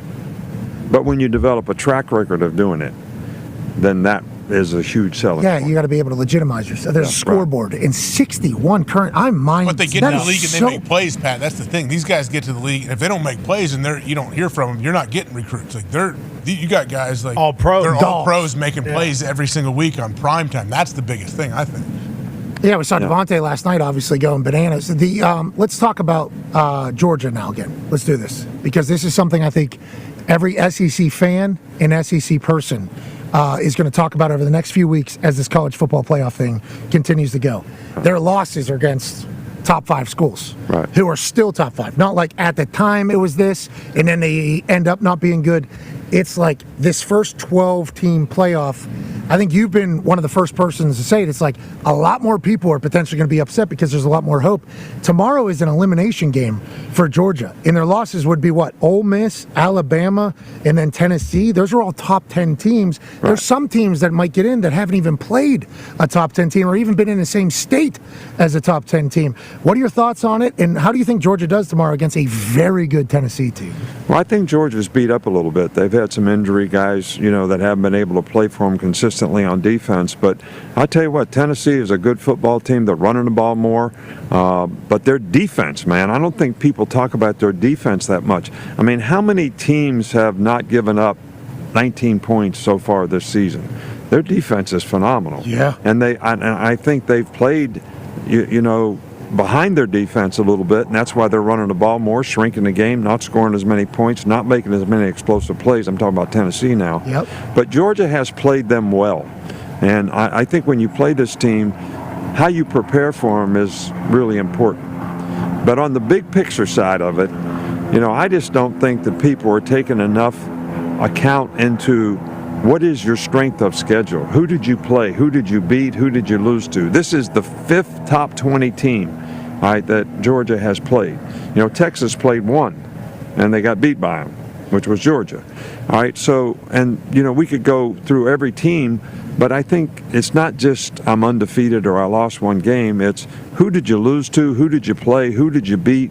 I like the way they do it in basketball. They got this RPI rating or whatever they call it, and you beat so many good teams, that means something. Yeah. Well, we need to do that in football and not just look at the record. Okay, so this is the first year for the 12-team playoff, and obviously with the CFP rolling out, there's been a lot of emotion about, hey, even Reese Davis, I think, at the time said they're obviously putting emphasis on wins as opposed to who, where, how, why, and everything like that. Is that going to be something that's just going to be battled forever, you think? How do you sort that out, you think? No, I think we'll gradually move in the right direction. I don't know if it's going to happen this year. But the other big question is how are they going to factor in these championship games? Yep. Like there's a potential of 8 teams that could be a 2-loss team in the SEC, for example. Now, there probably end up being 6 or something. But only 2 of them are going to play in the SEC championship game. So that means that 3 or 4 other teams could have sat home with 2 losses and not played, and then you get beat and you get eliminated in the SEC championship game, and somebody else comes in and plays, and they didn't do anything. So, a lot of these things have to be factored into it. True. There's in terms so of who much gets in. shit. There is so much shit that could possibly happen. But here's the one good thing. I don't think you're going to have the situation that we had in the past where you had a 5th team that didn't get in. Like 2 years ago, we didn't get in as a 5th team. TCU got in instead of us. Yeah. Last year, Florida State didn't get in as a 5th team. They're undefeated. All right, so I don't think you're going to have that. I think they'll get the best 5 or 6 teams in. All right, but it's going to be hell to pay now for them other 6 teams to get in there, and who doesn't get in. AP Tone has a question for you. Amen. Yeah, Coach Kirby was kind of talking about, the voters, they don't know about the environments that we're playing in and stuff like that. And twice now on the road at Kentucky and at Ole Miss, their offense has, to be kind, looked like shit. They're over under. Jeez. It has. They're over under. They're over under team Yeah, what total is that about? to score tomorrow is 29.5 points. Does coming home, like just and playing in front of your own fans, does that fix what your offense has been going through, especially against a Tennessee defense that you talked about has been really, really good? Yeah, well, I think that's going to be the key to the game. How does Tennessee's front match up with Georgia's offensive line? Who struggled against Ole Miss. Now, I don't think they've struggled all year, but they certainly struggled against a really good front at Ole Miss, and Tennessee's got a really good front. So that's going to be a key matchup in this game. But I do think that it is really, really hard to play on the road in this league. Tennessee's a hard place to play. LSU's a hard place to play. A&M's a hard place to play. So noise does create a problem for the offense. So some teams are impacted by that, some teams are not. But when you're a passing team and you can't keep the defense honest, and they can jump that snap count and pass rush and put a lot of pressure on your offensive tackles, that really is a problem. And it was a problem last week, for Georgia at Ole Miss. Yeah, I had a chance to play alongside Dwight Freeney and Robert Mathis, and at home, end of games, they're off the ball quicker than the tackles are because it's dead, and boom, tackle can't hear the cadence and bang, it's over. Those are your closers. And in the SEC, everybody has closers at defensive end. So I think that's why the environment is so crazy. But also, some of these places, if you're not ready, you could get like secondhand intoxication from the, It's true. Like down there, that Louisiana was wild. That was a wild place. Oh, yeah, it's a wild place. Those people celebrate life. They're great people. They have fun.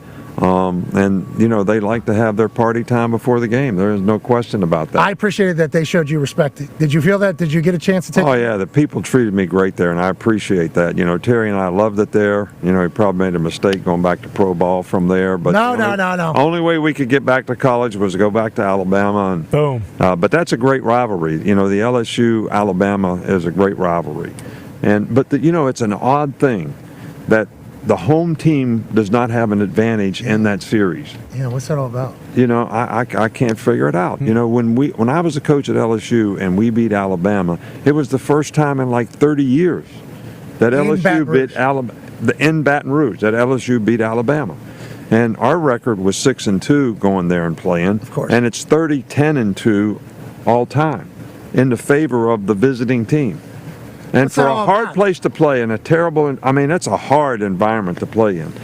But the fans, you know, they all left the game. So, you know, Malachi Moore shows me a picture because I always do tell the players when we play on the road, you got to make the fans sit on their hands so it won't be a hard place to play. And then when they leave, you know you defeated them. You defeated them. You just didn't win the game, you defeated them. And he shows me a picture of the stadium at the end of the LSU game. Empty. And it was empty. And, you know, Dan Lanning did that at Michigan. But that's the mentality you have to have when you play on the road in these hard places to play. You know, we're going to defeat the whole, not just the team, the whole place. Whole state. I don't know if anybody's going to defeat the state of Louisiana. I mean, that place. That live tiger, Coach, I mean, that thing was ready for the show. You know, Governor Jeff Landry is not happy that tiger was the only one that showed up, he said. That was the only tiger that showed up that day. LSU can still win the SEC. I mean, everything is still wide open right now. It's bananas. Connor has a question for you, Coach. Yeah, Coach, on the subject of the home environments, what do you think about the teams that are getting buys in the college football playoff not getting that opportunity to have a home playoff game? Do you think there's a chance, going forward, especially when it goes to 14 teams, that maybe, the home games carry over to the second round, possibly even the third round? Because we've talked about it. It's almost as if they're punished and they don't get that opportunity to play a playoff game in front of their home teams. Yeah, well, I think that we have the system that we have because it's the only way that we could get to a 12-team playoff. Some of these conferences weren't going to buy into this unless they got a guaranteed championship spot in the playoff, in the top four with a bye. And most people would look at the bye as, just like in the NFL, when you play well enough and have a good enough record that you get a bye, it helps you at that bonus. That part it's of a the rest. season. Yeah, it's a rest period. People heal up. It's been a long season. Fresh yourself emotionally because you got all these games in a row. So most people would look at that as a bonus. I personally think that it would have been much better if we gave the best 4 teams a bye and ranked them 1 through 4 rather than saying win a conference championship gets you a bye. Yep. All right, so that you could have won the championship and still had a home game like you're talking about. Because I do think that's going to be a big thing. It's going to be a big add to have a big game at home if you're 5 through 8, I guess. Yeah. You get a home game. Yep. And a lot of people are talking about that out there, that, can we get to 8 so that we can have another home game? Because there's a lot of passion for college football and people look forward to those games. Well, it's not only that. I think for the good of college ball, and I know you're the greatest of all time, you've lived in college ball, but for people that maybe didn't follow the entire college football season or don't follow college football at all, they hear college football playoff, they're going to watch. And I think one of the things that makes college football special is the environment. Yes. No doubt. So it's going to be on showcase, I think, for the first time, really, because all these other big games have been neutral site games, bowl games, this whole thing. So I think there's going to be a lot of people that get introduced to, what college ball is. We need more of that, I think, because that's what separates from every other sport, even the soccer. So we talked about this. College football fans, greatest fans, I think, in the world for anything. Soccer players or soccer fans in Europe, people talk about the hooligans. Right. Their stadiums average 35,000, 40,000. This is 92,746, 102,000, whatever it was last week. These are the greatest fans and the most passionate fans in all of sport. Us showcasing that is a good thing. I think we should do more of that. I think. Yeah, and I think somebody needs to decide that beside the coaches, because I'll be honest with you, when I was at Alabama, I wasn't for playing home and home, in the playoffs, because I didn't want to go to Wisconsin or Penn State or Ohio State or someplace in December or January and play. If I could have guaranteed that they could come to Alabama, I'd have been fine with that. Right, now, but when you look at it from 1,000 feet like I do now, and I'm not coaching a team and looking for an advantage, I think you're exactly right. There's so much passion, for football in all these places. To have an extra home game, I think, is fantastic. Yeah, and it's a showcase. It's a showcase of the pageantry. Ty has a question for you back in the Thunderdome. Yeah, Coach, going back to the strength of schedule discussion, obviously I don't think you ever had this situation because your teams were always battle-tested in the SEC, but do you think for some of these teams who don't have that good strength of schedule, there's almost like a sense of imposter syndrome, when you're not playing anybody and then you get in the playoff and it's like, oh, okay, now we really have to go. Like, Manti Te'o just told a story on Good Morning Football the other day about when you guys played Notre Dame in the national championship, and they thought they were great, and they were the home team getting ready to come out for warm-ups, and he was in the tunnel, and they had to wait, and you guys came, right around them, and at that moment when you guys came out, he realized, like, he said he, looked back at his teammates and kind of just felt the life leave their bodies, and it was like, oh, shit, here we go. Like, this is a different animal. Like, do you think there's any sense of that with any of these teams who haven't really played anybody this year? Well, I will only say that I think playing against really good competition helps to elevate your team to a better level. And I think everybody's going to play to the level of the competition. I don't think it should be that way. Everybody should be playing to their capabilities, but it's human nature. All right, so when you're not used to doing that and you're not playing against great competition, I don't think you're going to develop as a team like you could. And I think when that hits you in the face, it's going to be a problem. I don't think there's any question about that. So I do think playing a better schedule is going to be beneficial to the teams that get in the playoff who have played a tougher schedule. Calloused. I talked to Kirby about that earlier. Like, I asked him if he feels like his team is calloused. He's like, yeah, I feel like we are calloused. But they're also injured, he said, which a tough schedule and tough environments and great opponents, that can also lead into it. But there is a chance some of these first-round games are, absolute blowouts. There's a chance that it's going to get ugly. It could. But the one thing that you develop is your team develops confidence. There was a time when me as a coach, like when I was at Michigan State and we'd have to play Ohio State or Michigan or whatever, deep down inside, I got to be honest, I never thought we had a very good chance to win. All right, but when we beat teams at LSU and we beat teams and won the SEC championship or we got into playoffs, I always thought we could win, and the players always thought we could win because we'd beaten 4 or 5 other teams like that. There was one year we played 9 top 25 teams in one season. Jeez. I mean, we were counting the playoff teams and everybody that we played. And we won most of those games. So when we went in the game, the players thought that they could win. They were confident because they'd played against that kind of competition and had success. And I think that's going to be important for some of these teams in the playoffs. Hey, why do you think Coach Saban is so much about the strength of schedule? Do you hear what he had to do 1 year? 9 ranked teams. I couldn't even imagine. And then you see some team who's played nobody get in a spot every year. Like, okay, all right, yeah, that's real life. I think you were one of the ones who said about one of your teams, how come, all right, the sports books have come out and said that if we were to play any of these teams, we'd be 2 touchdown favorites, but we're not in and they are. Okay, make it make sense. We're going to run into that again? No, absolutely. There's going to be a lot of that. And there's going to be some teams that don't get in that Vegas is going to put the line on the team that got in, and that team's going to be better than that. Yeah, AJ. It's inevitable. Inevitable. And I'll tell you what, Ohio State's one of those teams too, AJ. It feels like you guys are up there in discussions to go on a damn run. Got a weekend ahead of you, though, next week with Indiana coming to town. Oh, yeah. Okay, let's not get too confident. We've got Northwestern there, this week, AJ. Pat. We're worried about Northwestern at Wrigley Field. Yeah, at Wrigley. It's going to be a good one. But, Coach, last week I wanted to ask you, we had Brian Kelly on from LSU, and he said he was hosting 300 recruits on that weekend, a bunch of big-time guys. And then they end up, it's not a great game for them, obviously, and you lose. And he loses. What happened? Like, when you're hosting all those recruits, how nice is it to actually win those games, I would imagine, when you have all those guys? And what do you say if you do speak to anyone after the game when you lose, when you have 300-plus recruits? But that's tough to explain. It's really tough to explain. But I was even saying on the way over here how much easier it was to play on the road from my coaching load standpoint. So if you had 300 recruits in there, AJ, who talked to those guys while they were there? The coaches had to talk to them. The head coach had to talk to them.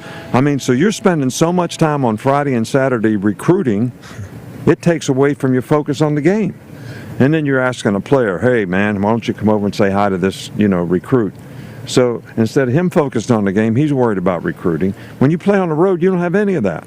Plus, I used to have to go to Nick at noon and speak to everybody when we had a home game. What is that? I mean, Noon I hated exactly. that. I mean, I hated that, to spend 12 to 1 on Friday before a big game, and you're speaking to these alums. I enjoyed doing it, don't get me wrong. But it took away from, and then you leave that and you got to go talk to some recruits. And I used to have trouble getting dressed in time to go out for warm-ups when we had big home games because I had so many recruits to talk to in my office, in the stadium, in the locker room. I was hustling to get dressed to be on time for warm-ups. So it can be a distraction. But if you're going to have a good team, you've got to do a good job of recruiting. How come? Like you've heard me say so many times, I never learned how to coach bad players to play good. Yep. Never learned that. Got to coach the good ones to make them even better. That's right, Yeah, and man. that's what I like doing. So when you're getting back into coaching, or is that what it sounds like? Sounds like you're really missing in all those days. No, I love coming here and talking to you. Nah, Nick at noon. But you know what? You know what? Sounds fun. AJ, he's an Ohio State Buckeye. Is that correct? Absolutely. All right. So you're worried about Northwestern this week? Yeah. You know, when I coached at Ohio State, just to show you how the culture's changed, and we played them the week before we played Michigan, we never even practiced. I was a secondary coach, and I couldn't even sleep at night because Dennis Green was a coach at Northwestern, and they had all kind of formations and stuff, and I'm saying, we're not going to be able to get lined up. We practiced for Michigan the whole week. Won the game 69-0, and you worried about the game. That's how the culture at Ohio State's changed. Oh, man. Yeah. Hey. AJ's lying, by the way. He's not worried about Northwestern. What do you mean you didn't practice? You were practicing for Michigan. Yeah, we practiced Michigan's plays. We didn't practice Northwestern's plays. That's We awesome. practiced all week. Well, AJ, I can't believe it, man. So you're telling me you were up. So you were up at night going, "What are we going to prepare for this?" Yeah, I was worried about not being prepared for what Northwestern would be, very similar to what AJ is, and we won anyway. God, 16, not just one. Yeah, it was a dominating performance. All right, let's talk about one of your former players. It's obviously been a storyline throughout the entire NFL season, Tua Tagovailoa. Yeah. And we had a chance to talk to you after the Thursday night game where everything went, and you talked about how, you talked to him, he's in good spirits, and then it's going to be a medical decision, everything like that. Now he's back. Did you see him tackle? Did you see him tackle this guy this past weekend? Led with his head to tackle a guy. No, I missed that. No, well, good, because I think if you have genuine care and love for him, you would definitely get worried. We all were like this. He came out and gave an answer. He was like, "I'm playing football, man. Like, what do you want from me?" Yeah. You just knew Tua was a dog whenever you met him, and it's like, I think every team look, here it is right here. I don't want to. He's number one, obviously, on the right side of the screen. He threw an interception. He goes down. He gets kneed in the side of the head. Okay, makes a tackle, great tackle, one tackle, stat and everything, and he has the game that he has. They win. Now they're potentially back in the playoffs. So it's like big convo. But his answer was like, "I'm a football player. I don't know what you want. I threw a pick. I shouldn't throw a pick." Is the bigger conversation as opposed to the tackle. It's like every team on earth wishes that they have a guy like that. Right. And it feels like that's going to be Tua literally until he's done playing football. Well, let me say this about Tua, and I had several conversations with him. Every time that he got hurt at Alabama, he had tightrope on his ankle, and then everybody knows about him hurting his hip. But every time he got hurt, there was no play to be made. Yeah. You know what I mean? I mean, the play broke down. He's scrambling. When he breaks his hip, Ruggs falls down. There's not even anybody on that side of the field to throw it to. Just throw the ball away. Yeah. You don't have to put yourself in harm's way. But he is such a competitor.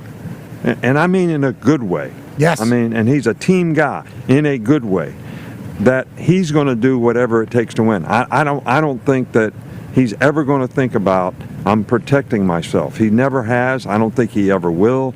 And you have to appreciate that, because that's what great competitors do. I mean, and that's not a bad thing. But we don't want to see the guy get hurt. So sometimes you wish that, maybe he would protect himself a little bit. Some guys just can't flip the switch, and those are the ones that end up being, the greatest. Like, that's right. Yeah, those are the ones. Speaking of the ones, that's you, brother.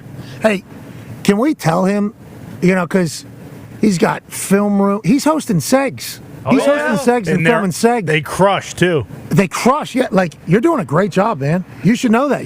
Hey, boys, I think he deserves one. It's unreal. Yeah, Keep it going, Coach. This is my best tutor right here. He's teaching me. No, you're real deal, dude. In the way you're breaking down football, easy to understand, but high level, it's like you have absolutely crushed it. And the amount of commitment you have towards it. You know, like today you're going to go film something, and then you have film, and then you setting things up for. It's like you've been awesome to watch work, and you should be very. Now, obviously, you're the GOAT, and you're a Hall of Fame. Whatever Hall of Fame you want to go into, you can go into. But I would like to let you know you should be proud of yourself. I appreciate it. But, I think one of the things that's helped me in this quite a bit is, first of all, we have a great team of guys who are helpful. But the second thing is, in the 25 years or however many years I was a head coach, you speak to a lot of alumni groups and you explain football to them, and you kind of learn how to explain it in a better way.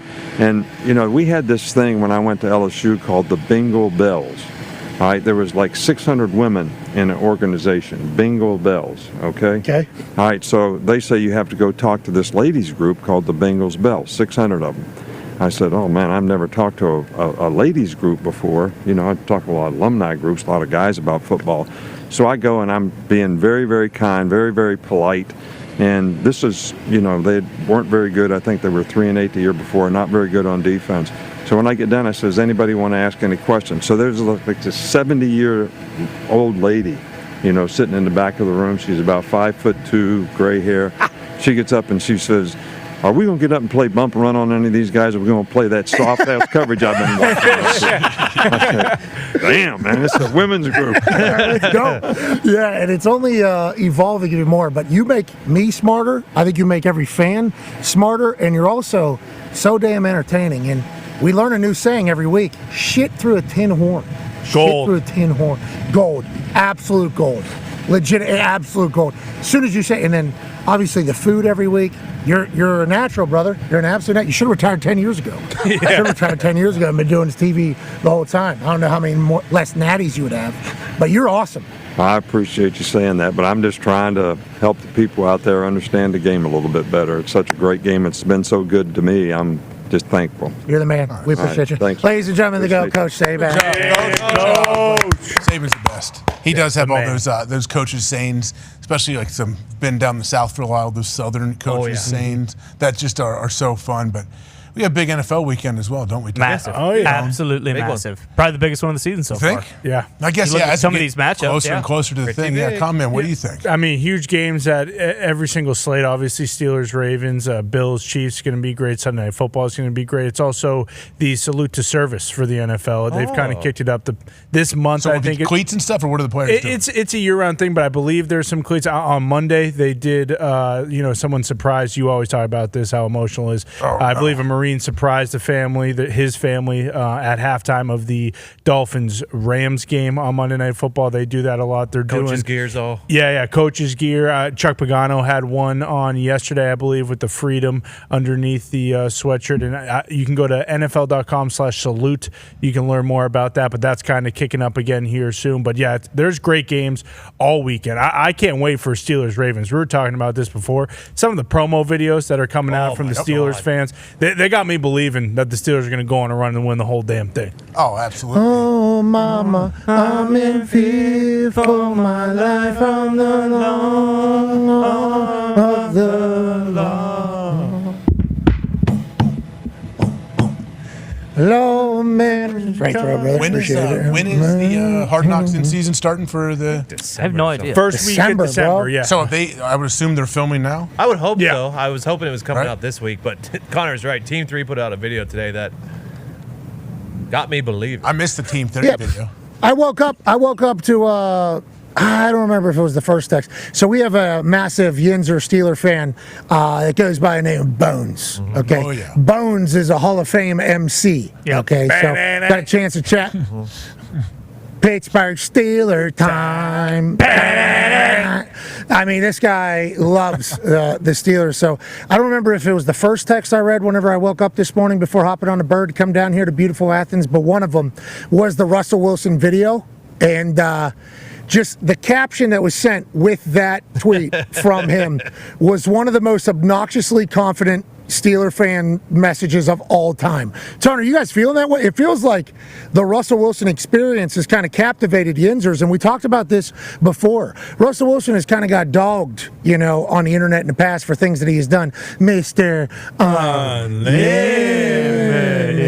And then him walking out of his house in his clothes to the car, the Rolls Royce, and like the sandwich and jersey on. His own jersey at camp. He wore his own jersey, and then let's ride, like all these things, right? He obviously did it to himself. When you win, nobody says anything. When you lose, it doesn't go good.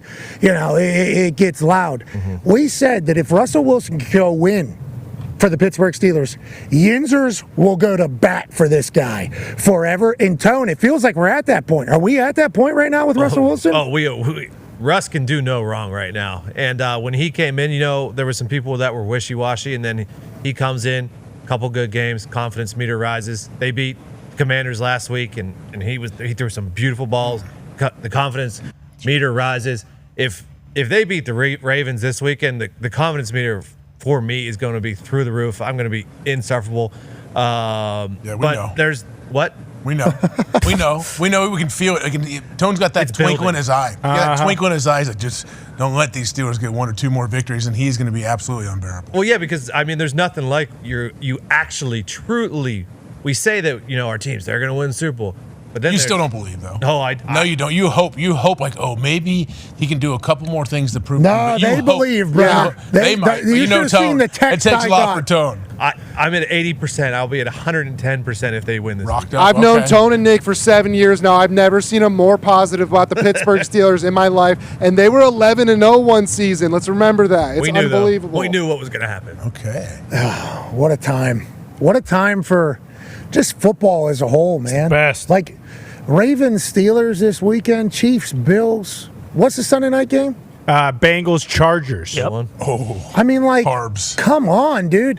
Georgia, Tennessee in a playoff elimination. Like, we're in the middle of it right now. Last night's game, just like, come on, boys. And then also for Sports World, John Jones is fighting tomorrow. Let's go. Bones is fighting tomorrow. It's like, we're fighting. Are we the got Michael luckiest? Chandler on the card as well. Yeah, you're right. We have a great sporting weekend. Tonight's the most bet on thing Go of the ahead. weekend. Tonight That's what I'm saying. Jake Paul, Mike Tyson. It's just like Tyson slapped this is the him. greatest time on earth. We're in this it. And obviously he slapped him because Jake Paul stepped on his toes. The internet did some research. There is a previous interview from Mike Tyson where he said he wouldn't get into UFC because he has bad feet. He don't like anybody stepping on his feet. And if you were to step on his feet, he would just tap out. Jake Paul obviously does a jungle cat crawl, steps on his foot, and Mike Tyson's like, nope, I don't think so. I don't think that's how this is going to go. And I will say, natural hit right to the button. That's They quick. showed But the then you picture. see Mike even take a step back and start to counter too after he throws him with that slap. I like that. Yeah, movement. it was like a check. Check the distance. Okay, and then we're right back in that thing. And it's like I was just assuming. He's going for a meat I shot. was just assuming that 58-year-old Mike Tyson, okay, in a sport that revolves around body conditioning. Okay, boxing is a massive body conditioning sport. I didn't think that a 58-year-old would be able to keep up with a 20-some-year-old. He's 27, he's 58. That's 31 years of difference. That's a bigger age than how old Jake Paul is. So, I just assumed that Mike Tyson wouldn't be quick enough or in shape enough or, it's kind of a ruse. But then you watch that, it's like perfectly placed slap. Perfectly placed, quickness with the drop step, and then to your point, he was loading. That thing was his instincts. Boom. Here we go. Natural born killer. He even said it. He said, "This is just like my life," And it's like, I don't know what the hell is going to happen. I have no idea what's going to happen in that fight. I guess there's $1 million bet on Jake Paul at minus 220. So there's a lot of action. To your point, Tone. What's the public on? The public is heavy on Tyson, mostly because he's Mike Tyson and he's a dog, so you're getting the plus money. Heavy public action on Tyson in that one. All right. Well, we'll make our picks for the weekend. We'll also pick that fight on the other side on YouTube. Enjoy the week that was. Yeah, absolutely. The power of the high five, it's such a good feeling. The day I fell in love with football, 9 years old, in Ann Arbor, Michigan, playing for the Ann Arbor Junior Packers, made my first tackle, and after that got my first high five. Both fell in love with football that day, and also power of the high five. That's a great invention. I love the high five. What's the other question? Oh, sing. Yeah, we like to sing. Get one here, huh? Yeah, give each other a high five. Bam! Bam! This is what Jerry had to say about the sun potentially being a reason why CeeDee Lamb couldn't catch a ball. By the way, we know where the sun's going to be when we decide to flip the coin or not. So we do know where the damn sun's going to be in our own station. We fucking know. Enough of the questions. What, do you want me to tear the whole fucking stadium down, build a new one? Come on, get real. Play. Pause. Play. Pause. God doesn't even get his head up, okay? This dude has the worst technique I've ever seen from somebody playing in this position. Those guys were fired up at the end. When I wasn't looking, he got me, and man, my entire left arm went completely numb. I mean, it was like it felt like an elephant trunk. I was like, are you kidding me? So then I'm leaning on Peyton, and he's like, look at me. He's like, Coach, you all right? He thought I was having a heart attack or something. This is on you. I got a stinger down my left arm. He's, Coach, I'm sorry. I'm like, nah, we won. Don't worry about it. I'll take it. You see these feet?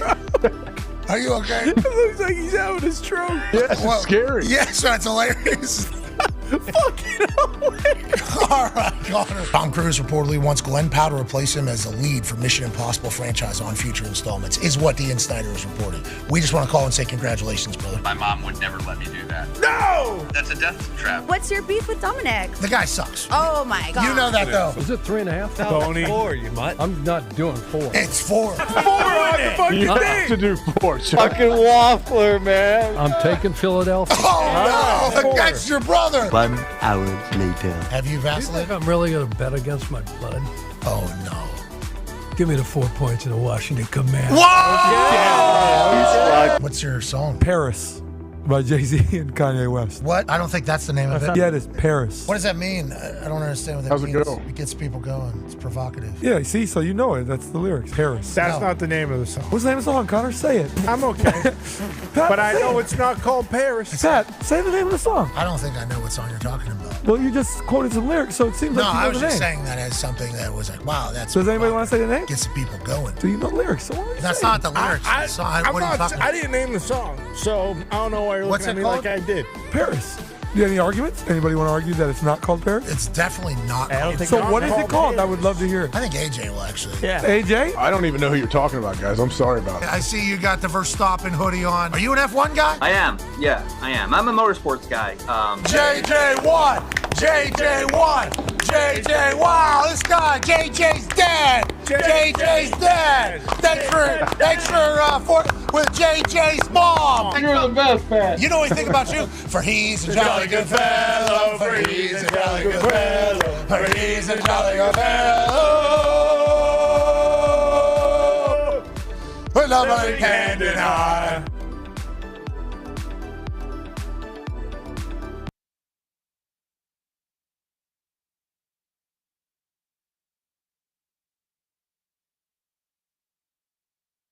Well, nonetheless, as of February 1st, Pat McAfee's officially a contributor with WWE.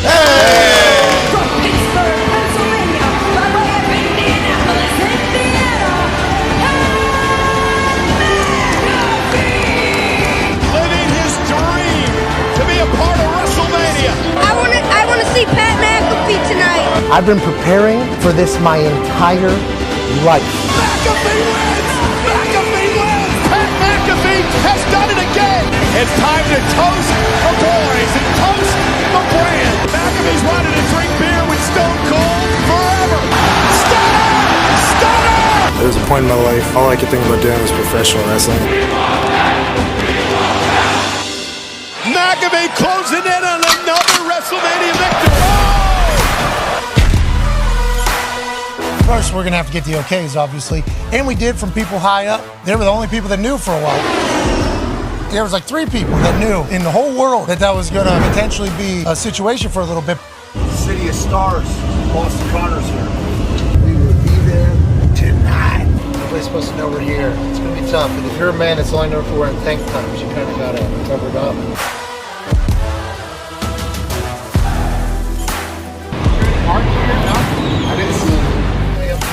Yes, sir. He's hanging in the back. One second. Here you go. If I put this on my face, I can't see shit. Who's not gonna be in here? Nobody. This is you until you go out. Come on, dude. Let's go take a look around. There's some bunk beds there. You know, there's a shitter and a shower here in the back. He sat in that bus 6, 7, 8 hours, 9, 10 hours. I'm coming down that thing. Holy fuck, what a view that's gonna be. Hell yeah. Look at all those fucking people that are gonna be there. Just waiting, you know, for an opportunity to potentially have a WrestleMania moment. It's ridiculous. This is awesome. WWE is just like the best at operating. They take care of the non-obvious. So we're very thankful to be here. And tonight should be fucking sick. Hell yeah. I think there's like 3 people that know I'm here. Are we not supposed to come in here? No, yeah. All right. 4 now. Look at you. I want to say a word. I'll see you at SoFi. You going to be in LA? I don't know, George. Is it, you know, It's a loaded question. George, we don't know, George. You don't know, maybe. What's up, stud? Oh, nice. As soon as I saw George showcase that tight end university tank top, I knew there was a chance old George was about to do something special. Are you kidding, boys? Welcome to WrestleMania! You know, the night was getting late. We weren't sure. We didn't know if a moment was going to pop up where maybe my services could be utilized. I haven't been in a ring since SummerSlam. Okay, like not even in one. All I wanted was the Miz to have an opportunity to have a match, just a WrestleMania match. Yeah, good guy. Stand there. And then the Miz mentions, I sent out an open challenge, and we go, Oh my God. there it is. And I put out an open challenge, and no one responded. Why? Because I'm the Miz, and I'm awesome! Let's go! Wait a minute! I feel Pat McAfee's here!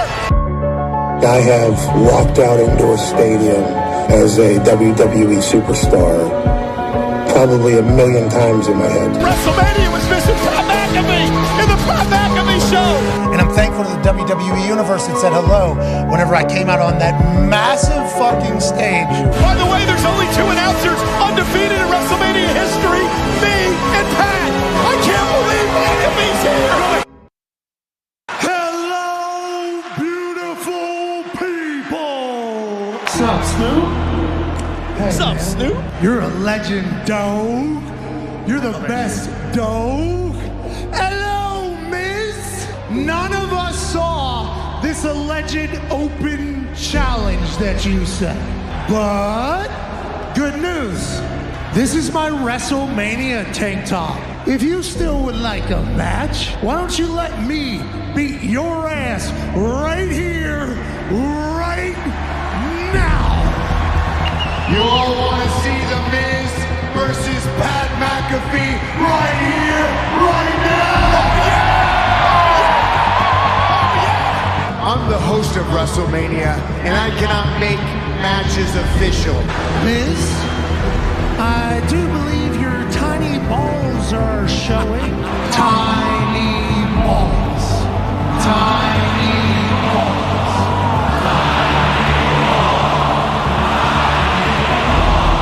Baby meat as well. There's 80,497 people here. Somebody has to be able to make a match official somewhere. I am the dog father and the host of WrestleMania, so I feel like I could make that match happen. Right now, we got a ref, we got you, Let's get cracking. I'm out. Let's go. I don't do it. And McAfee go right after Miz with the right hand, driving Miz back into the corner. Pat McAfee in action. This is a blatant sneak attack. He takes his duties as host of WrestleMania. Oh yes, Spinebuster! This derelict shows up, and he... Check out his tank top though. He's got sparkles on it. You're behind this, aren't you? But no, I had no idea. You said the same thing in the Rumble. I didn't know this guy was showing up. Hey. Why? Let's go. This show stinks, and the fact that you listen, we are very, very thankful for. all-time leading tackler for the Green Bay Packers. You pig! Damn it! Be a friend, tell a friend something nice could change their life.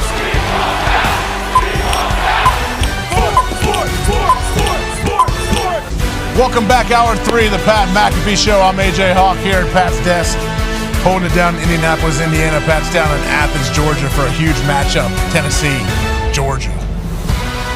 Football! That's what everyone's talking about, Pat. I see you still lubing up over there. Smart. It's very smart. Very smart. I just saw myself on the screen. I'm starting to blend in with the helmet and the seats. That's expected, but obviously not great. AJ, thank you for traveling to Indianapolis to sit there. You've been doing a great job, AJ. Baby, really good job. Oh, yeah. And boys, you guys have been fantastic all week. And we know that I'm down here for Georgia and Tennessee, and the college football slate is going to be electrifying. And we know on Sunday we got massive NFL games. Tonight there's a boxing match on Netflix between Jake Paul and Mike Tyson. But tomorrow night, ladies and gentlemen, the GOAT returns once again to fight the heavyweight great Stipe Miocic in one of the biggest nights I think the UFC can have any year, any time.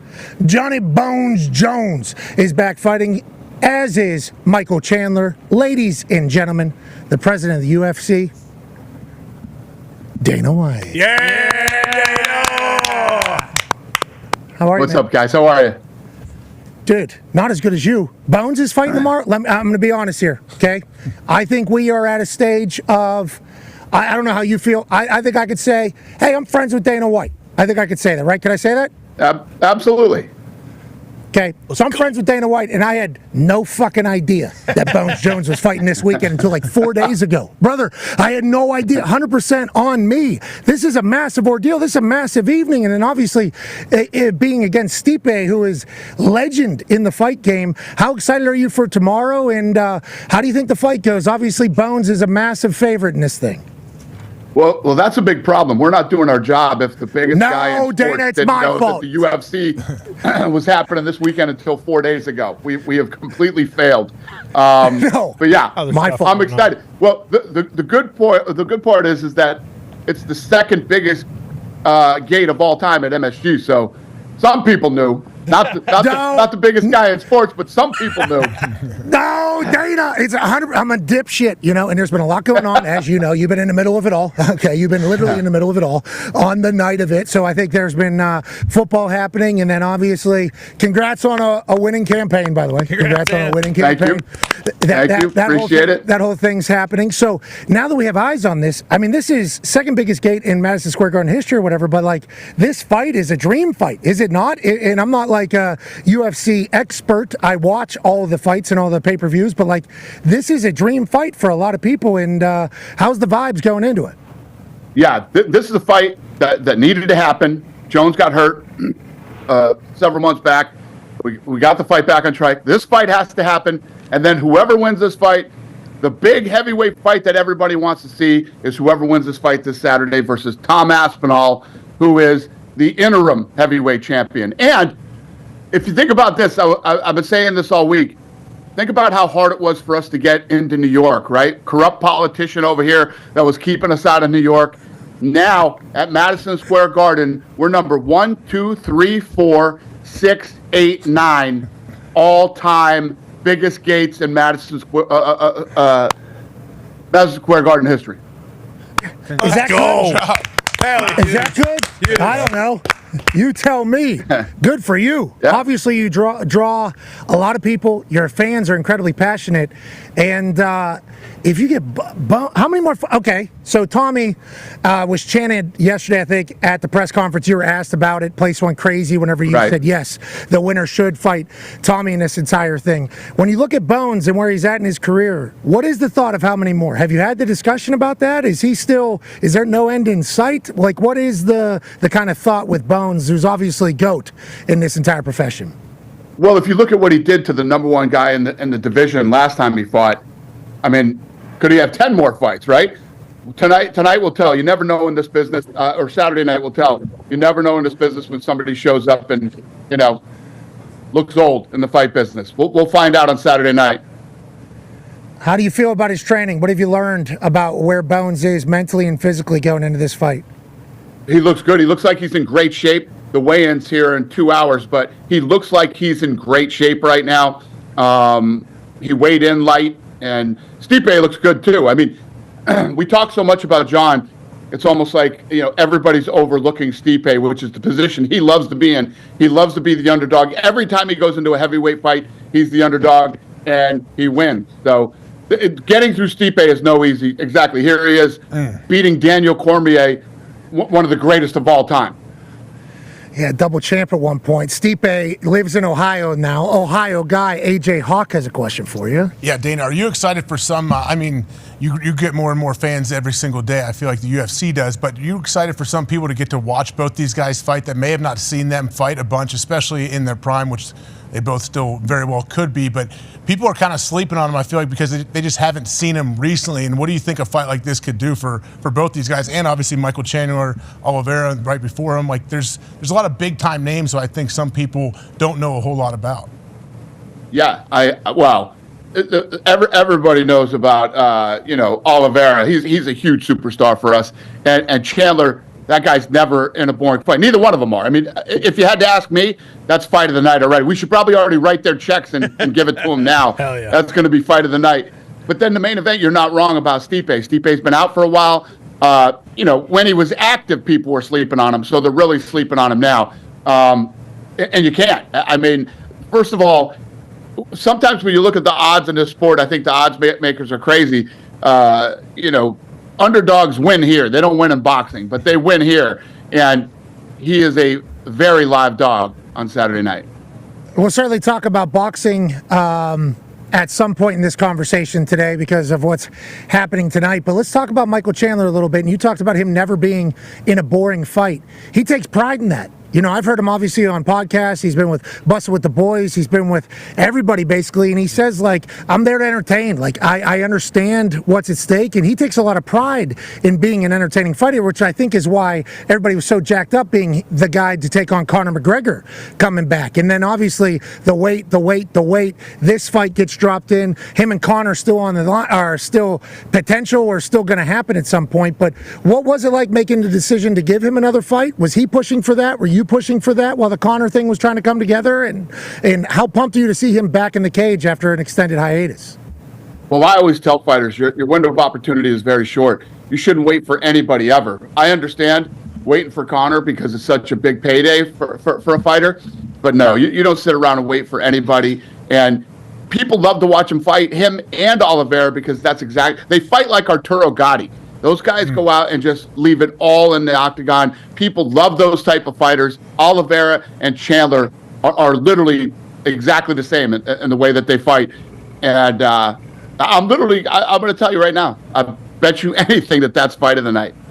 Okay, and I assume it will be, and we should have gone to this. I'm telling you, Dana, we fucked this up. I fucked this up.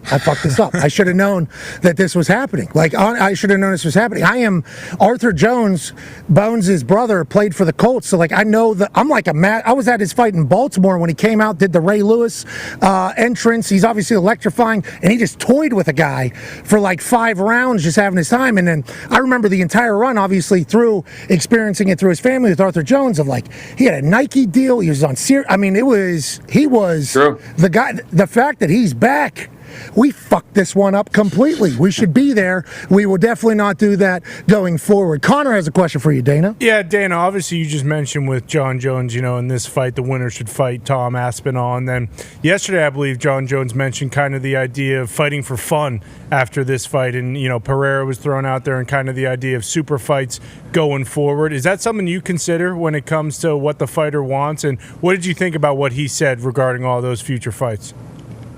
Well, of course, obviously a guy like John Jones has had a career that, if he wants something, we would do it. But you can't just want to do a fun fight and not fight the interim heavyweight champion, the guy who's next. Because if John Jones retired on Saturday, Tom Aspinall would be the heavyweight champion. So opportunities were given to John Jones. He was 23. He was the youngest heavyweight champion of all time.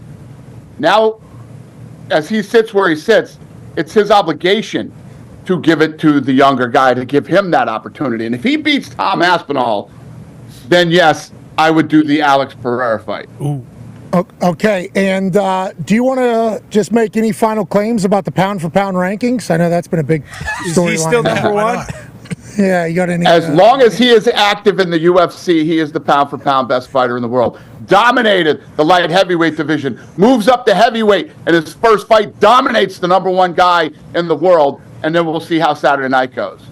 I cannot wait to see the internet's reaction. What a place, brother. What a place, the internet. Hey, let's talk about the internet real quick, can we?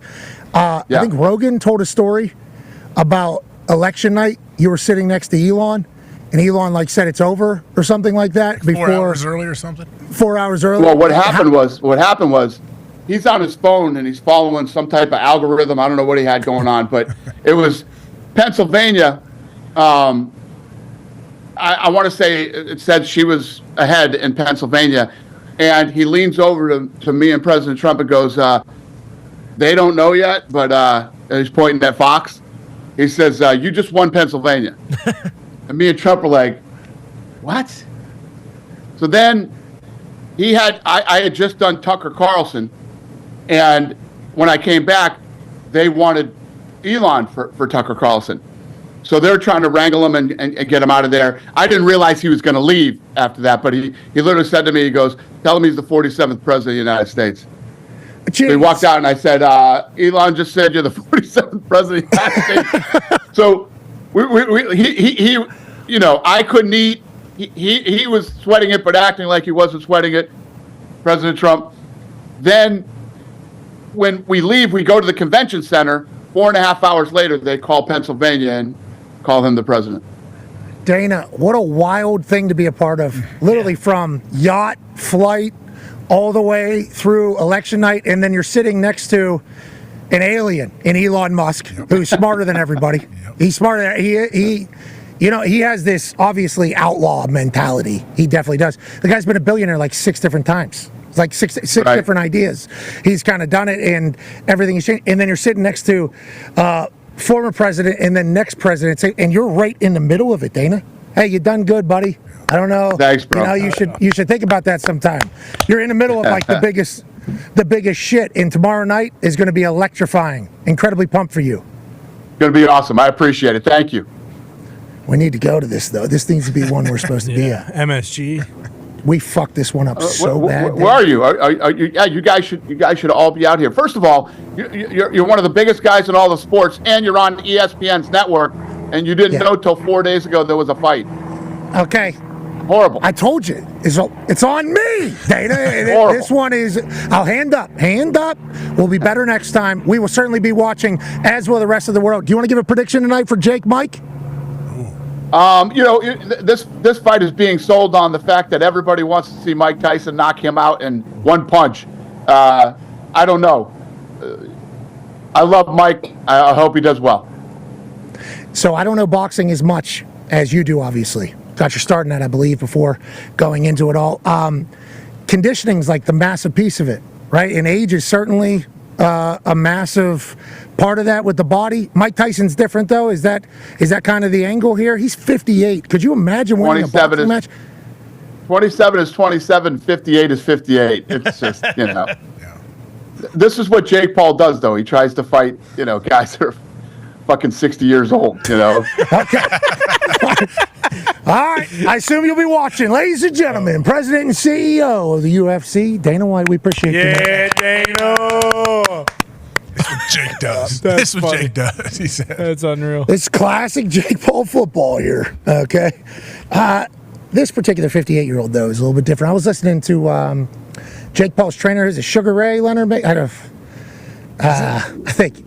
Whoever's training, sweet name. Whatever it is a sweet name. He was giving an interview, and basically he said something along the lines of like, we know he's 58, but for the first couple rounds, we got to treat him like he's 38, is kind of like the mentality.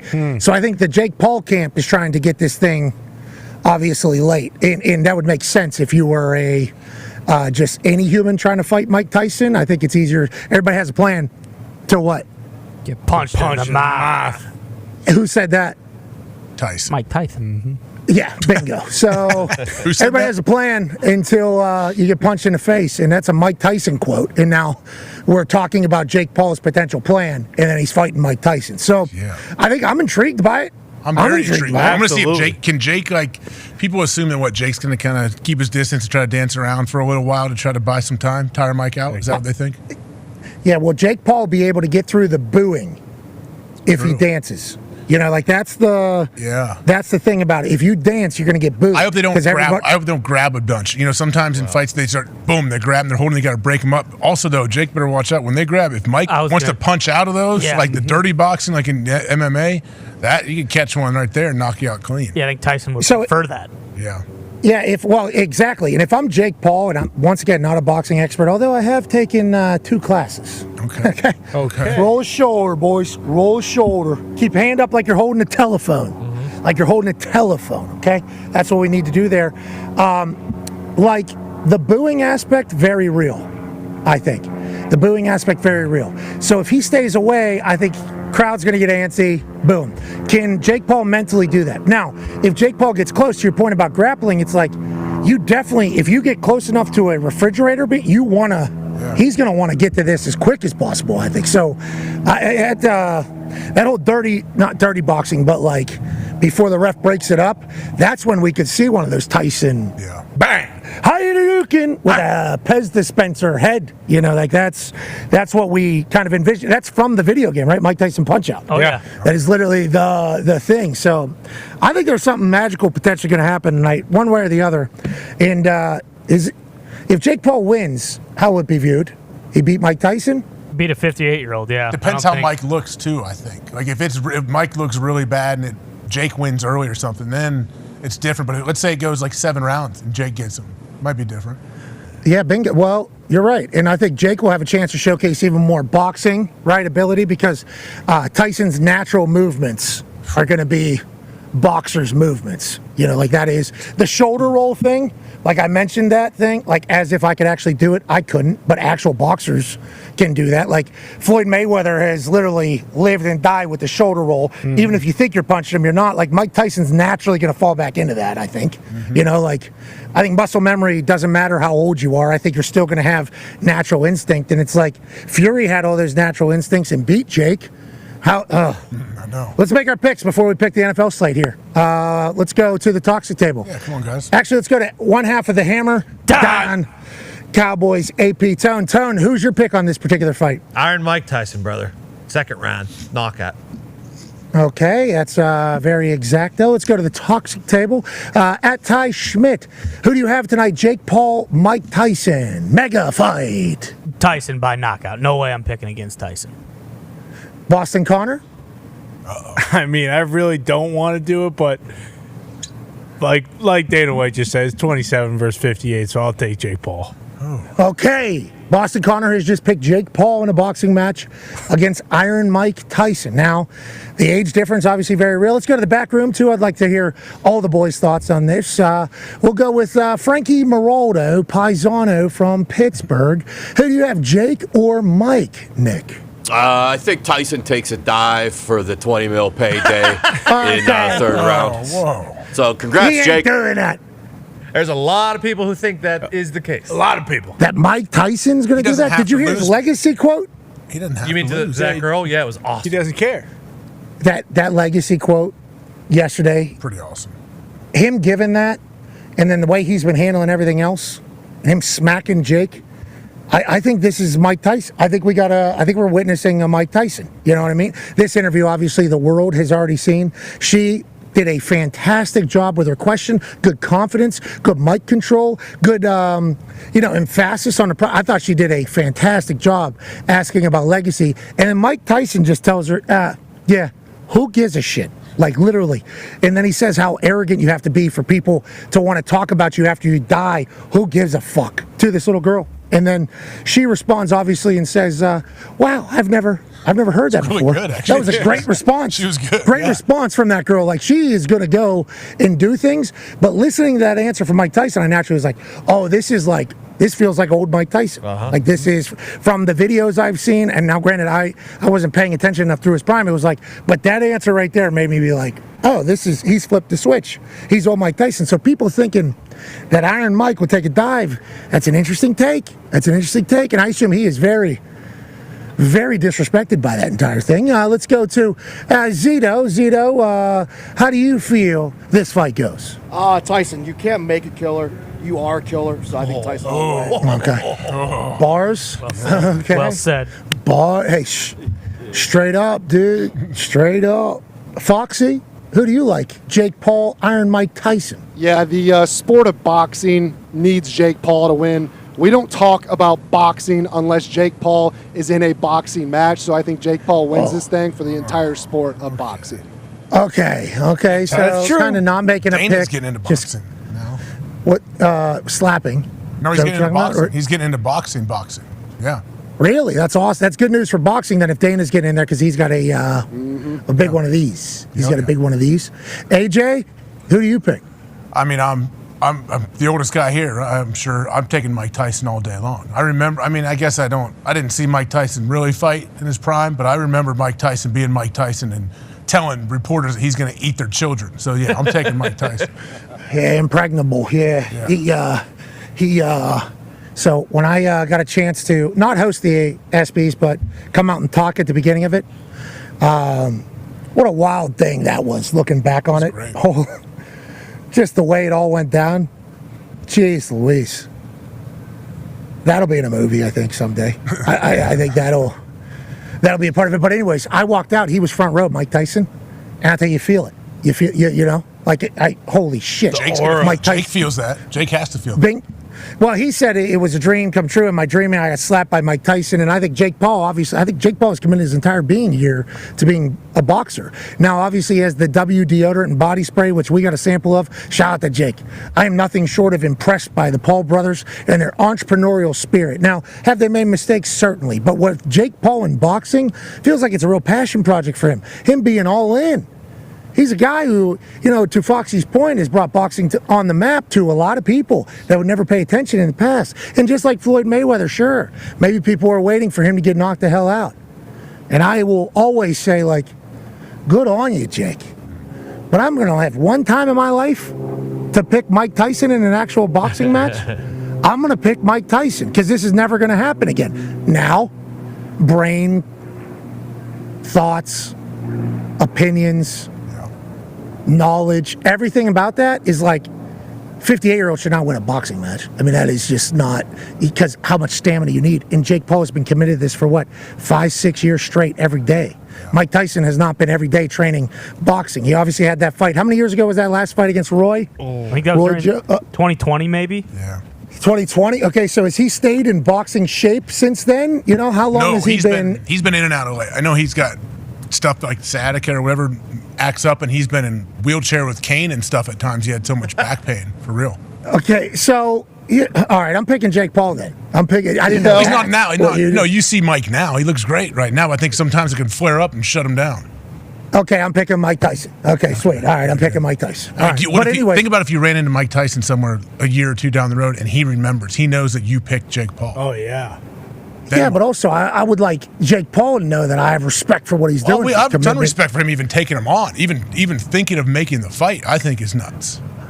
But with that being said, it's never going to happen. Mike Tyson is about to win a boxing match tonight with a refrigerator swing that is going to send Jake Paul's head into Jerry Jones's suite. And Jerry Jones is actually going to sell tickets for people to take a tour of his suite to come see Jake Paul's head.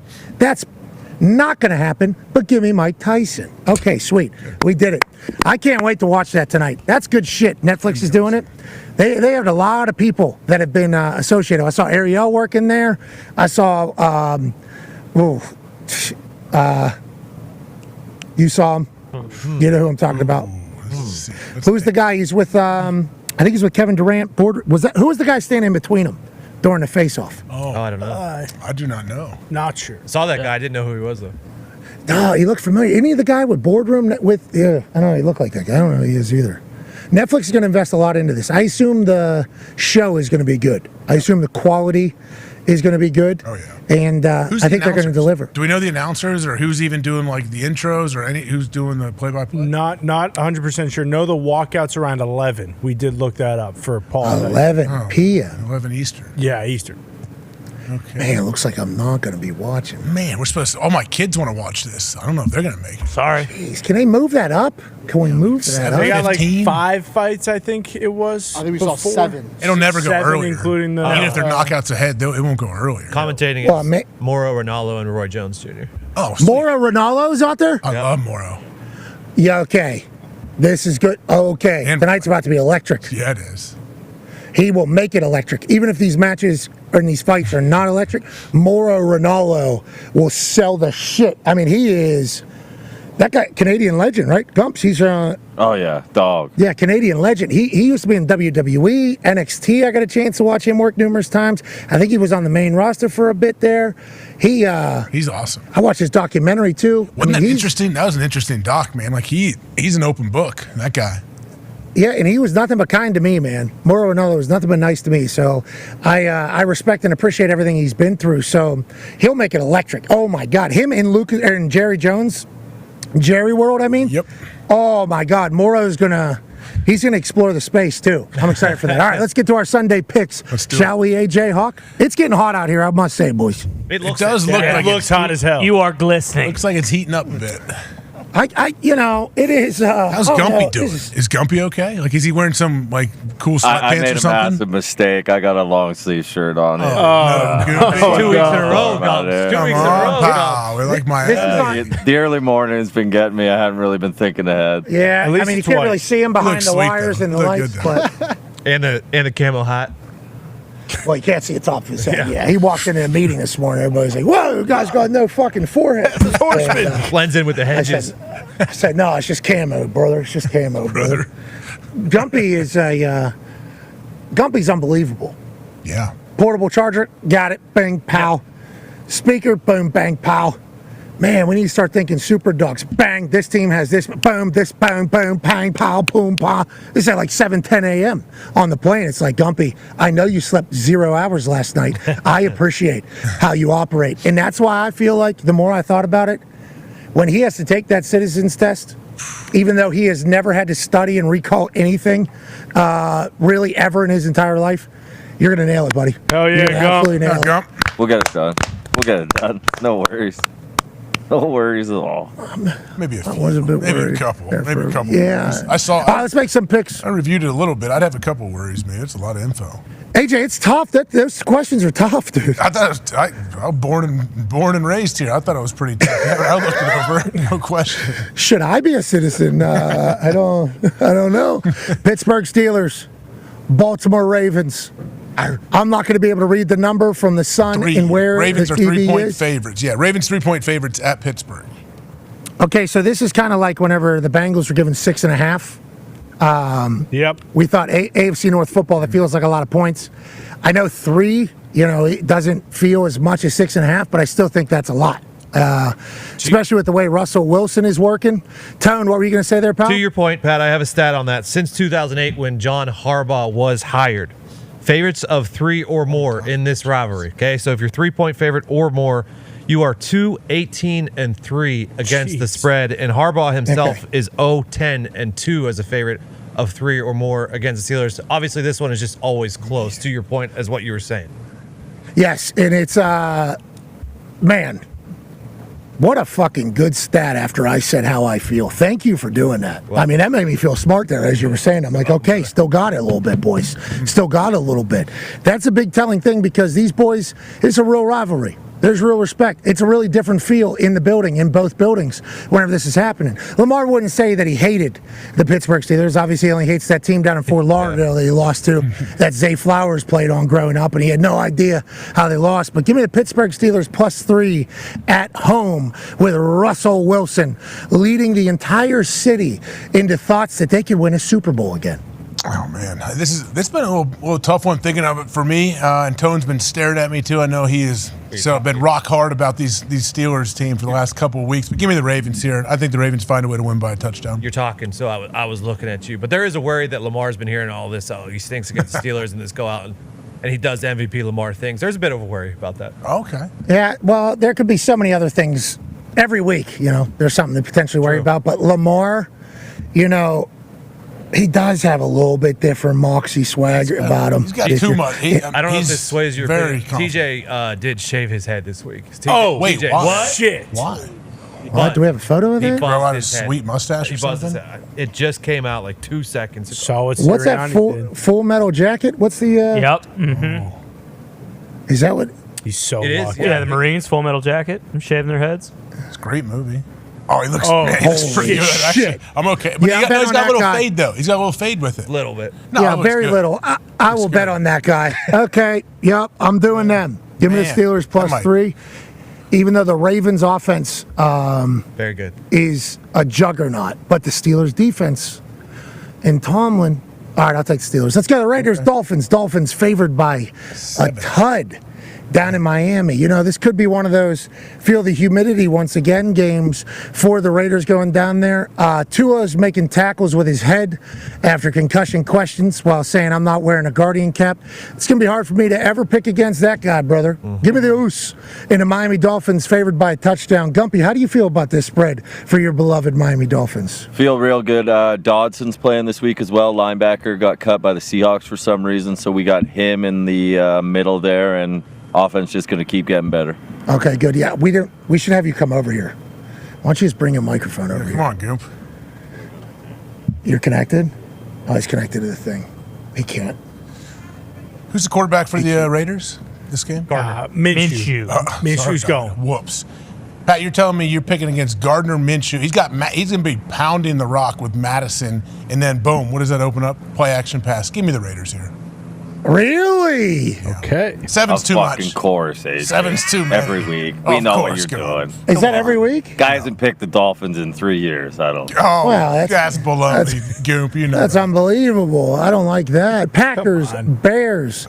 I think we probably know where AJ is headed and here. we know where you're headed too. Don't act like you're picking the Bears here. The spread of this one is obviously very apparent on that 5.5. screen there. How is it not 9.5? It's a good question. I have a fun fact, actually. The Bears do not have a player on the active roster who has beaten the Packers as a Bear. Yeah, I saw that stat. I also heard Albert Breer. Did you guys hear that? I think we have the clip. Yes, we Albert do. Breer was on Nightcap, I believe. No, Late night? Oh. Late night prime? Yeah. Here we go. The late night, they are There calling it it the is. nightcap. Isn't Okay, it is the nightcap on Amazon Prime after Thursday Night Football. I was actually up for all of this because the damn tooth surgery hurt so bad I couldn't fall asleep again. But Albert Breer spoke about the Chicago Bears situation, and I don't know who his source is, but it potentially is the ex-offensive coordinator for them. Yeah, there's a ton of frustration, no question. And I think a lot of this stems back to Caleb Williams not being quite as ready as they hoped he would be when the season began.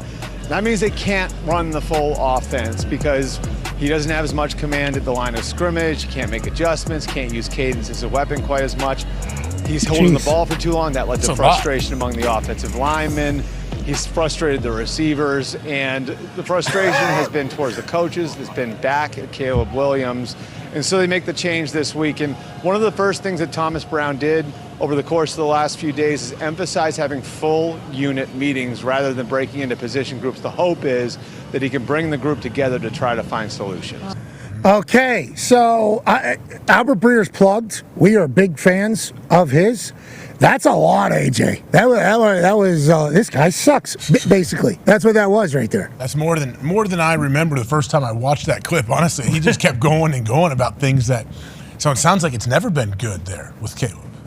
No, well, we don't know, and who knows idea. where this information is coming from and everything like that. But I mean, Ty, you got to feel good playing against a team that has that type of shit coming out of it. I think at this moment.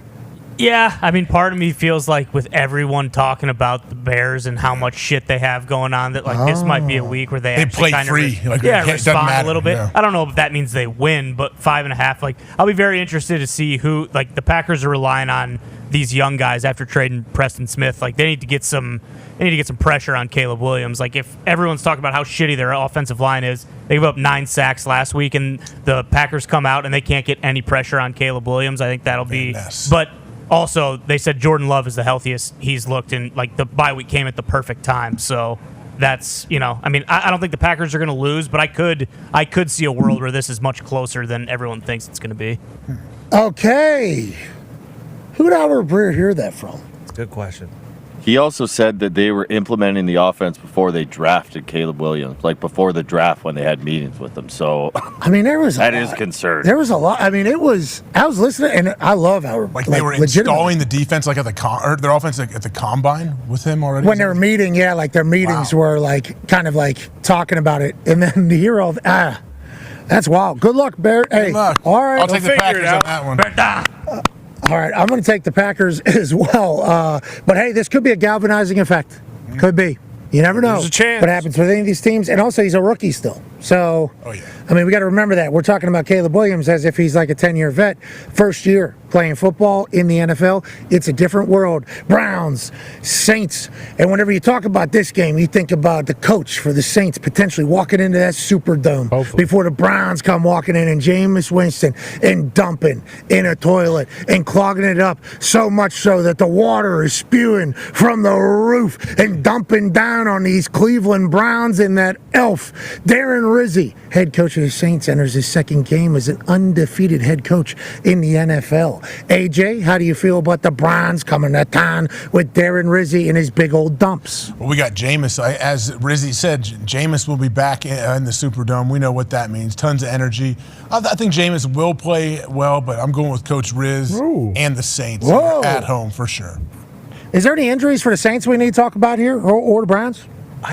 Not off the top of my head. Yeah, to be Lave's honest. still out, kind of Yeah. like standard, but they have talked about Chubb kind of being all the way back now. Yeah, Browns off For the the bye, Browns. so they're probably the healthiest they've been in a while. Yeah. Honey Badger's playing, right? Yeah. Oh, yeah, Badger's still playing. Saints all day. He's so good at football. He quote tweeted D Butch everything DB, good D, bad D, and said like thanks or whatever, Oh yeah. And I wonder, just like what Coach Tyriani did for Coach Sirianni, I wonder if while the Honey Badger was watching that, he was thinking to himself like, "Hey D, but thank you for explaining like everything that goes into just one play." Like there's the Honey Badger. I think has been underappreciated as a football player in the NFL throughout the entirety of his career. And I am a huge fan. How many? Of how big 39 picks was it? 30. How many? 36, I That's think. yeah. The guy's ball skills are off the charts. There. Yeah, well, go back and watch his college highlights too if you have a chance. Absurd. So yeah, took returning over everything. Baton Rouge. Go ahead, Tone. Oh no, I was just saying it's like him, not just on defense, like just returning everything. And offense, I think too. Yeah. I think they play. Give me the Saints. I'll take the Saints. Vikings, Titans in Nashville, Tennessee. The Vikings are 6-point favorites, and the Vikings fans have seemingly turned on Sam Darnold. A lot of turnover. Hey, will that continue against a good Titans defense? AJ, how do you feel about it? Man, Tennessee's defense does give me a little bit worried for Minnesota, but I'm still on the Sam Darnold bandwagon. So give me Sam Darnold and the Vikings -6. I'll take the Vikings as well. Let's go Jags, Lions, 14-point spread. 14? In Detroit. I don't know if they have anybody performing at halftime. I don't know if they're doing any speeches. I don't know any of that.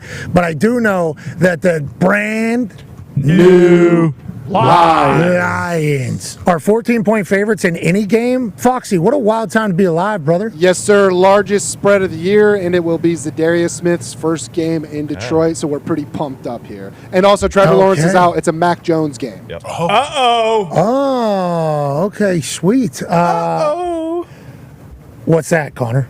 I mean, look. See him be sliding with his foot up, right? Your dong? Mac loves when you're sleeping on him, and everyone's sleeping on the big dog. So I would look out for a 14-point dog in Mac Jones. I mean, I'd take the Lions at 20.5 if I could. Yep, me too. I would take the Lions favored by 2 touchdowns. Okay, now this is the one everybody's been talking about. Shit. It was a primetime game, but they said it's too damn good. Why are the Jets to be 4-point aired. favorites? Why isn't this just a To be pick? aired- Because the Colts stink, brother. Should be a pick 'em. Jet Life Stadium, brother. That's 4 points of atmosphere. Yeah, and this game was too good of a game. They said we need to move it to earlier in the day. True. Because we don't want people to fall asleep in the middle of it. We want people to watch the entirety. 2 offensive master classes about to happen on one field. One fireman Ed in the crowd next to Jetman, and Scott leading chance that'll have the entire tri-state area going bonkers. And Anthony Richardson returning to the starting lineup after a couple weeks of perspective putting time. Got a chance to watch some people work, got a chance to hear some things said about him. He's saying all the right things now.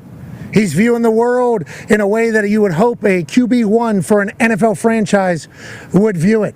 The Colts have everything in front of them. And AJ, you say 4-point favorites, only 4-point favorites, 4-point favorites. Okay, the Colts should be the favorites in this particular game. I will take the Colts +4 on the road. AJ Hawk. I will take the Jets -4 at home, but I maybe is this if the Jets don't win and cover? Is that the last week I should pick the Jets? You think it's over? Probably. No. What do you mean? I Is feel that the good last about time it. you should? I feel like they're going to turn it on. It's Joe Bover if they lose. Sauce Gardner seemed super pumped. Said they about know how the to tackle. tackling. Said they know how to drills. tackle, right? Yeah. Is he on social, I know or did where you Coach delete is it for coming the from. 7th time this season? What's going on? He deleted it. Did he really? deletes his Is social Sauce once doing that, a month. going back Pretty and forth? cool. Yeah, Sauce is off Yeah. social media right now. I will say I do believe Woody Johnson came in, taught Rodgers how to throw a 7 route. Seriously? In the meeting. Here we go now. Instead of teaching Ambassador? Here we go. instead of teaching tackling, Woody came in. He was like, Aaron, why don't you try this? Like his lips. And then Boom. you think Dot. Ambassador Johnson said, "I'm not going to be here for the next 4 years. Let me dump everything out that I have." Probably. Yeah, bingo. You know, is that what happened this week? Coach sounds Brick like was like, "Ambassador, the floor is yours, sir. The floor is yours." He said, Garrett, get up here. Let me show you how to run a slant. Watch this. That's how you turn your head, son. Hands up. I love that. Does he have good quicks, you think? Woody? Oh, my God. yeah. Like you wouldn't believe. Sorry, Ambassador. How old is he versus like Tyson, 58? He's I think like they're same- 59. same Yeah, age. floating around the same. I think actually Jake Paul might fight Woody Johnson next. I'll watch. That's what I was wondering. What's the odds on Ambassador Johnson versus Jake Paul? I wonder what that would be, especially with what we're hearing. He should fight Woody and his brother. Both Same the time. Johnsons against Jake. 2 Johnsons, 1 Jake Paul. Yep. Love that. Nailed it. Johnson, Okay, Johnson. let's go with. I got the Colts. Obviously, do you want to change your pick, AJ? No, I'm pretty dead set with the Jets on that one. This is your last opportunity to pick the Indianapolis I Colts. appreciate AJ. you If giving me another opportunity, but yeah, I'll stick with it on this one. Okay, I think you're going to look back on this one tonight when you're I've laying been down killing in it a all little year. pillow. What am I 1-8, 1-8-1 this year against you? On Yeah, you've been hammered, dog. So, And but you know you're- what? Hey, you guys know I am due. I am due. Yeah, you're Yes, also you 0-1 are. already. Well, Yeah, last night. well, I got You to knew do a you hot were- start last week, and then so let's see what happens. You knew you were screwed though whenever Chuck did what he did. You knew it. Well, You knew it. yeah. By the way, He's on Chuck quite a schneid. saw a lot of not a lot of tweets, but a few tweets like, "Good job, Chuck. Way to pick the Eagles." He knew what he was doing. He waited so long that he got both sides. Okay. Yeah. That's smart because if Chuck you only is see it smart. now. Granted, we did remind everybody. we did. You know, we're We like, did. hey, this is 1 hour later. Let's make sure we know that. But I don't know how many texts he got from family asking him why he was betting against his brother or whatever, or if he was planning on slow rolling it the entire time. I don't know, but I know you did not feel good immediately upon him joining your side. I know that because I want to let you know when he picked the Philadelphia Eagles, I was bummed because I was picking the Eagles. And Coach is on a little bit of a schneid right now. And I think that all changes next week. But 0-1, both of you boys on the weekend. Coach Pagano's about to get hot to close out this year, though. And we all know that. What's your problem, Gump? I think he's staring down 500 next week, brother. No. 6-5, lost 4 in a row. No. From 6. I don't know if he's going to get another winner the rest of the season. I don't know if the tent shows it or not. There's somebody sitting in the stands here watching the show. I don't. Sweating They're just kind of hanging out in Sanford. Yeah, in the Sanford Stadium. Are we able to get to the man in the Holy crowd? shit, I just seen him. Yeah, I don't know if we're able to get to him. This place can hold 92,746, but right now it's just gosh. one man. Holy shit. Oh, no. Is that Velocity? Is that a male model? Yeah. Oh my God. Yeah, it is. Is it a Paul Walker bodybuilder? Hauser? It's a bodybuilder. Yeah, that's a model, I believe. I thank you for zooming in. I couldn't get a good look here in real life. I didn't know who it was. That's Ithaca College's finest right there. That is the Brosio. That is Velocity. That is Violence. That is Johnny Bravo. What? That is the man right there. Good to see you, Brosio. Thanks for coming out. Wait, is he sitting in Thanks, Johnny. someone? Is he sitting in someone's season ticket suite? Definitely Just farting away. Yeah, of course he is. You think he was going to Just sit on a farting all bench? No over that way. thing. Brosio's probably going to steal that thing on his way out of Probably. here. 92,745 people. Now, one person not going to be able to sit on their seat. This place is, so are all the padded seats, you think, are those the seat license people? I always thought like that. The You can add it to your. I would- has to be. At Ohio State with your tickets. You can like add it. You pay a fee to add it to your season tickets. I've never used it. From what I hear, it's a game changer. Oh yeah, it's a game changer. Yeah, it looks like it's much nicer. I mean, look at Brocio. This guy's almost fucking falling asleep up here because of how comfortable he is. on those metal bleachers. There's no space. I don't know if I like it. I think you should be sitting on the steel. Well, that's a 16-year ship painter right there, Bubblegum Pino. You can by pack more choice. people in if it's just everybody stacking on top of each other. But feels like if you have the choice for the comfort, a lot of people have decided to do that. And this place is cool, man. 1929 they built this place. 1920. Think about how old this shit is down here in the SEC, you know? Like these traditions, these rivalries, these games, these stories, these families, everything. It's lucky to be on here right now. Now I'm getting burnt, so let's make sure we get through these picks a little quicker because it's starting to burn up.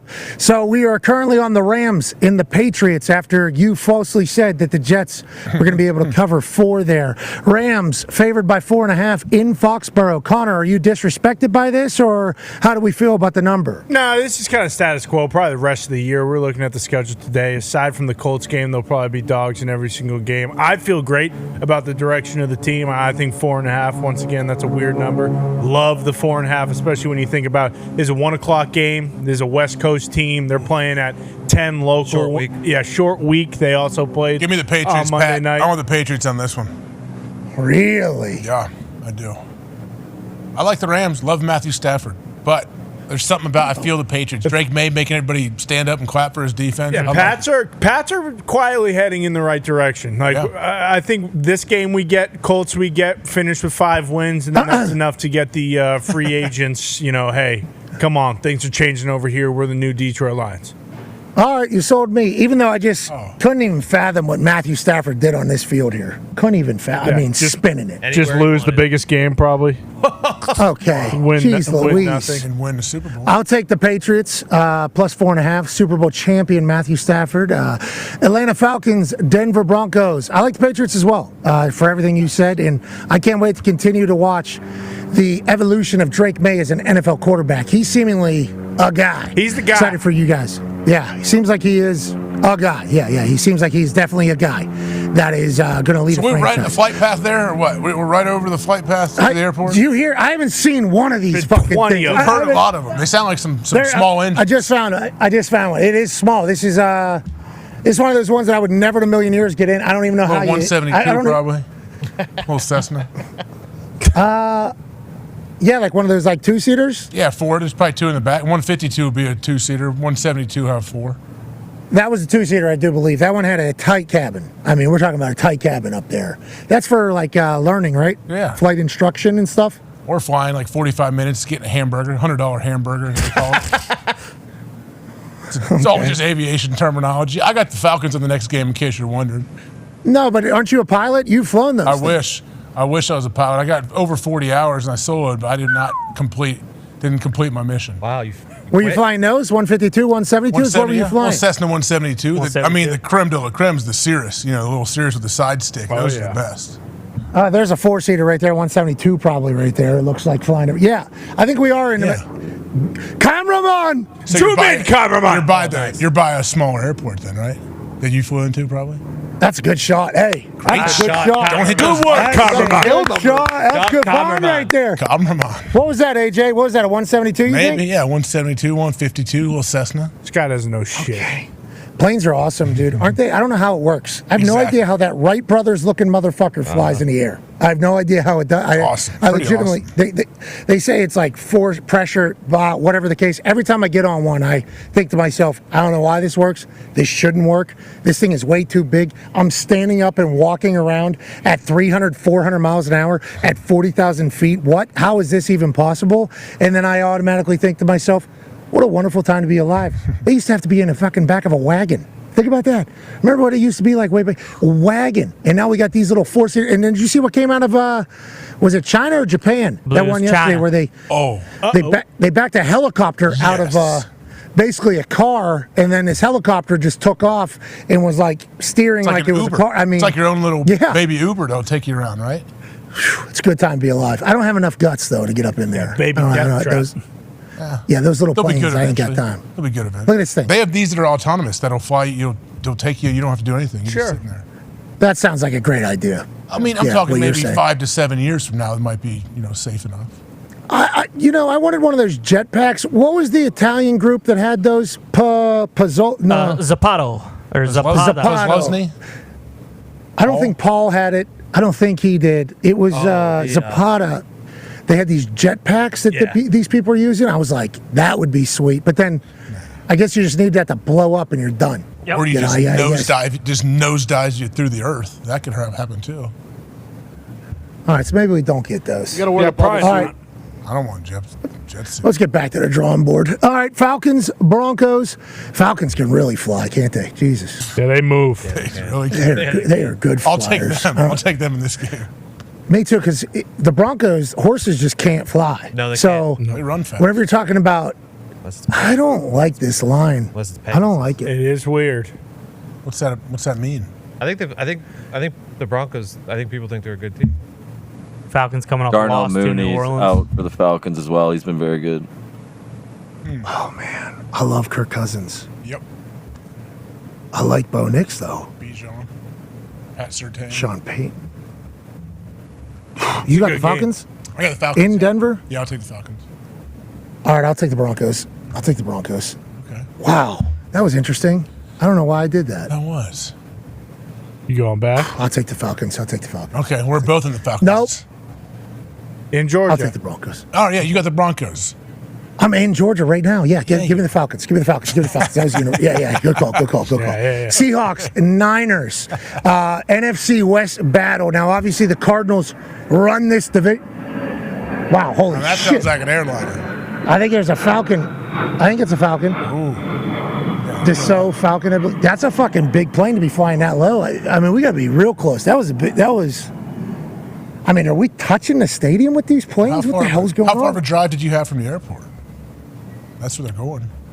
Do you remember? It was like 10 minutes, I guess. Yeah, not very. 10, 15. But like, why is everybody flying from this? Because they want to look out the window and see the stadium. Look out the stadium. Go see. Oh, it's a tour. Obviously. That jet was low. I hope everybody's okay. I think it will be. All right, I'm taking the Falcons. Seahawks and Niners now in San Francisco. Now, we know that everybody's very passionate on that San Francisco 49ers sideline. If you do recall, we had some motivational words from a wide receiver. Then we had a long snapper that was going to fight back. And then there was a choke throw to long snapper and then bop in the head of kicker. Inevitably, kicker makes kick. Good news. Happy ending. I think they're all past that. I think that type of thing brings you together even more. I like the San Francisco 49ers. I also like the fact that nobody's really talking about them being at the top of the class because the Arizona Cardinals are leading their division. Everybody's talking about the Eagles. Everybody's talking about the Lions. It's like, is the Niners still the Niners? Yeah, I think they are. Give me the Niners with a lot of motivation. Yeah, I'm on the Niners here as well. 6.5 does feel like a lot, but still, you can easily see a time where the Niners win by a touchdown. DK also back. The sportsbooks still believe in the Niners. There's 3 teams in each conference that they think, based on numbers, can win the Super Bowl, and it's the Lions, Eagles, and Niners in that one. Ooh. Yeah, that makes sense, doesn't it? It makes sense, especially if you think about how close that team is. We see them and their wives on the sideline, all of them dancing, celebrating. I mean, that's like a family. They've been around each other a long time. And a guy got shot in the chest a couple months ago, scoring touchdowns. It's coming on. So when you talk about a team of destiny, it's like, Christian why C-Mac. not the Niners? You got his second game back. McCaffrey's, so he got that. It's true. When you come back from an injury, too, I think your legs are a little bit dead. It's like you don't really know. You're trying to figure everything out. Now, second game back, he feels great. Yeah, and also, you want to reprove that you are who everybody says you are. If you're Christian McCaffrey, like we were watching him for his return for the first 8 weeks, 9 weeks. It was like, when's Christian McCaffrey coming back? Well, it might be next week. He's not going on IR. He does go on IR. We open up this whole thing. We don't open it. It's like he wants to prove everybody right. Like, yeah, I am that motherfucker. And I'm excited to watch him do his thing. Now, Seahawks, they win this one. Maybe they're able to turn everything around. Allegedly, there's a lot going on over there. You get it. Chiefs, Bills. Now, this is what we came here for. We do not know if Brett Veach, the general manager of the Kansas City Chiefs, is going to punch Brandon Beane in the face, the general manager of the Buffalo Bills pregame. He said no on the show yesterday, that he would not be punching Beane in the face, but I think the way he said it, you have to leave yourself to wonder. Maybe he does try to set the tone a little bit early. So this awesome. game has been electrifying every time they've played. Josh and Patrick, Tom and Peyton. You talk about rivalries, this is quickly becoming an electrifying one, and the NFL is incredibly thankful for it. I just watched Josh Allen play football last week in person. Yeah. He's awesome. And the Kansas City Chiefs, yeah, they got their swagger back. I think this is obviously game of season. I think it's going to live up to the hype. I think we should all be very thankful for it. And I think we should understand that the Chiefs is still the Chiefs. I will take the Kansas City Chiefs in this particular matchup, even though the stats, I believe, say during the regular season, it's the Bills, and during the playoffs, it's the Chiefs. Is that accurate? Yep. Bills are 3-0 during the regular season. Chiefs are 3-0 during the postseason in their last 6. But injury-wise, the Bills ruled out Dalton Kincaid today, and I think Keon Coleman is also out for this one. And Amari Cooper is questionable, but he thinks he's going to be able to go. Okay, and what is Patrick Mahomes' record against the spread as a dog? Incredible. I think like 12-1-1 or something like that. I could look it up. But yeah, I saw it this morning. It was like 11-1, maybe 12. I forget what it was, but it was big. It was big. Whenever Patrick Mahomes has the capability and Andy Reid has the capability to tell their team that the world thinks you're going to lose, like this, the world thinks they're undefeated. They're the back-to-back Super Bowl champions, and now they even have extra motivation. And I'm not saying you get bored with greatness, because obviously they're seeking something that nobody else has ever had, but it's like, that's a lot of motivation for a Chiefs team. And I love the Buffalo Bills. They beat the shit out of the Indianapolis Colts last week. Okay, they actually caused us to be in quite a predicament, having to go back to AR and the whole song and dance. And I think they'll be around in the end, but I think the Chiefs are still the Chiefs, especially if they're getting points. Mahomes is 12-1-1 as a dog. There it is. Great. Hey, good recall there, Tone. Baby Teddy. Good recall. Still works every Give me once the in a while. Bills at home. I'm just got a feeling I'm going to have to take it. I like that. Good gut feeling. This could be the week no it Butker, changes. Obviously. Yeah, no Butker. Yeah. What happened there? Why didn't Veach tell us about that yesterday? Yeah. What was that all about? Why is he hiding? Car's close to Did the you see that vest. drop into a knee video, Pat? Is that real? Like, Yeah, he does that a lot when he kicks. He's been doing that for the last couple of years. Gotcha. Not dropping all the way to a knee, but for the last couple of years, he's been kicking like, I don't want to say with like, he's like Scotty Scheffler kind of. He's becoming like Scotty Scheffler. So he's been doing that, and obviously, I assume he made that particular kick, but his knee, you're supposed to have like, you're supposed to, so one of the big talking points of kicking is, can you zoom out a little bit? Thank you, yep. So whenever you get leg lock, all right, so whenever you're coming in to kick, you're coming in like this, boom, you're planting. If you can get leg lock here, it does provide you enough room to also get leg lock on this particular thing, which is physics-wise, if you do it, that is the most amount of power you can generate, right? Like that's like lock, I think baseball, if you lock, Yep. if you get one at whenever it's like full out. So what he's been doing, and I think it's been doing it for a little bit, and I had to do this a little bit when I was kicking field goals too. I had like arthritis in my knee. I had numerous surgeries in my knee. Your knee just can't do it anymore because the amount of torque that is going on it. So I think he's potentially been battling through this for a bit and just making balls go through the uprights while still murdering him, with not being like fully able to crush balls. Like we see how strong he is, how far he hits the ball, and how accurate he is. I think he's been like, I don't want to say athleting it, but like athleting it. Like I think he's been having to do that. So him getting a chance to get healthy, hopefully, I think he's only going to get better. But he's been doing he's been kicking very different than everybody else for some time. It's been interesting, but he doesn't miss. Like he's just so good. Spencer Schrader, he comes from the Jets over there. He's on the Jets practice squad, and then allegedly there was a story that the Jets tried to make him an offer, and he said, "Brother, I'm going to the Chiefs. What are we even talking about here?" So good for him. He gets a Super Bowl ring. You make some kicks over there for a few weeks, and then Butker coming back healthy will be even better for him, I think. I mean, is he having surgery? Do we know? He had surgery today. He had surgery today. Okay. What was it? Did they say meniscus? What was it? Butker he tweeted that he had surgery today and everything went well. I don't know exactly what it was. The reports were just knee. I didn't see any specifics. Got to be a clean out or something. Yeah, maybe there was something floating around in there too, but it's like there was times where for kickoffs I couldn't plant. So like I'm literally just hanging on my quad and then just trying to hip it I'm just trying to hip that thing. And obviously you're affecting everything else. So the fact that he's been as good as he is without being able to fully plant is wild. To think it's like Scotty Scheffler. It's literally like Scotty Scheffler when he just swings out of his cleats. All right, let's go. That's going to be a great game. That's going to be a great game. Yeah. Now, speaking of a great game, Joe Burrow, Justin Herbert. 2 men enter.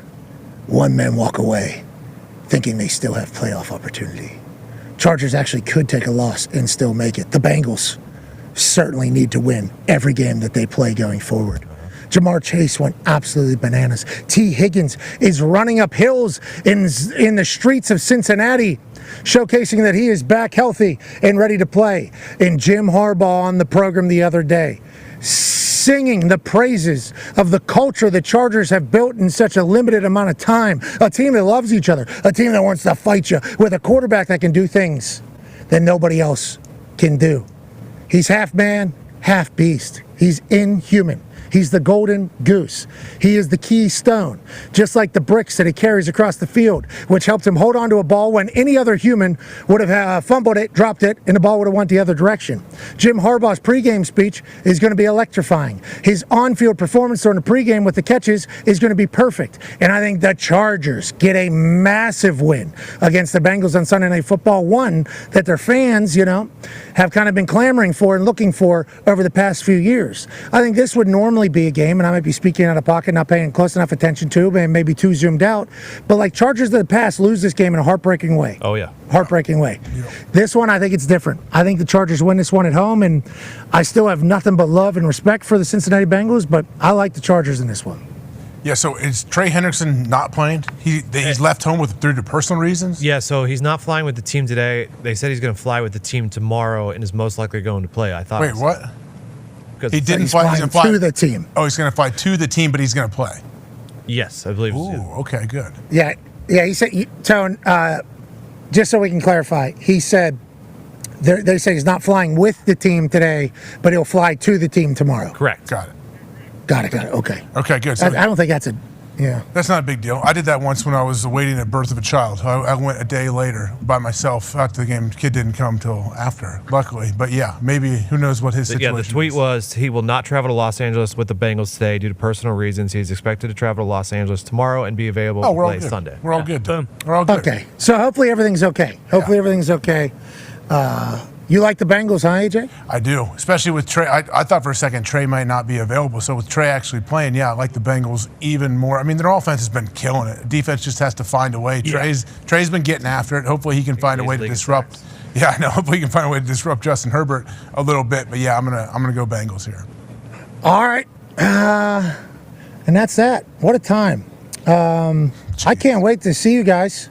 Hell yeah. On Monday. Hell yeah. AJ, thank you so much for traveling. Tomorrow morning should be electrifying. I'm excited to see how these people. I think it's going to be much better than you're making it in your head. It's going to be great. I'm prepared for both. Either way. Either way, it's going to be awesome. We know that. I'm prepared for both. Yeah, and I haven't really had the opportunity since the NXT days to do, some. You got your thoughts. I got mine too. We can have ours if you want. Yeah, we can have ours if you want. But with that being said, I got nothing but respect for this Georgia team. I got nothing but respect for Kirby Smart, who was fantastic on here. I got nothing but respect for their fans who understand that this season's schedule, the way it's been laid out, is they've been having to fight an uphill battle, literally. A much bigger hill than anybody else in the country. And if they don't win tomorrow, they're out of this thing. And that's wild to think about, but it's very real. And then for this Tennessee team, they're in a place that I think they're very excited to be in, with a defense that hunts. I mean, absolutely hunts. They were, what was that? Tennessee, Oklahoma when we did game day, right? Yeah. Tennessee, Oklahoma? Mm-hmm. Yep. Tennessee's defense hurt 3 dudes. 3 dudes had to tap out in one drive in that Oklahoma game. If you go back and watch it, I forget which one it was. Maybe it was the second quarter. But it was just standard hits, just like helmet to like maybe sternum, tackle. And they were physical. Not a penalty. Guys leaving the game. 3 of them. 1 series. No stoppage of anything, but just 3 guys saying, I don't want it. I need a breather. I need a breather here. It's like that Tennessee defense hunts. And they can really make this something special, especially with how turnover prone Carson Beck has been. It's like this could be an instant classic here tomorrow, and there's a lot on the line. Lucky to be here. Thankful to be here. What was that? Z just said something. Pickles, hot pickles. Oh, yeah. Speaking of instant classic, look at the price of this one. Look at the average resale price of this one. $531.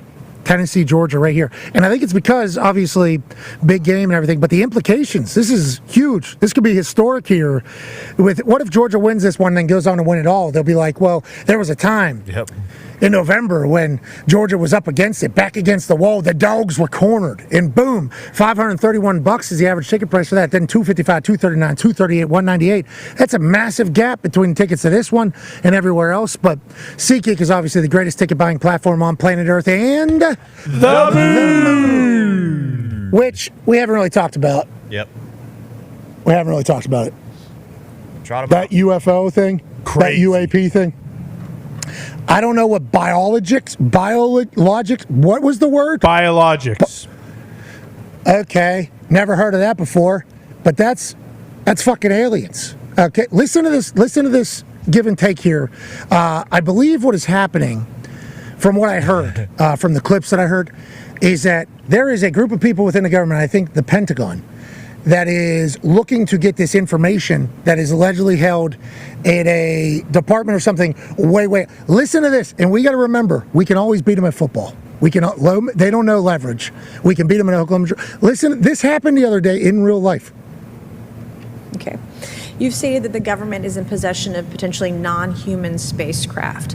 Based on your experience and extensive conversations with experts, do you believe our government has made contact with intelligent extraterrestrials?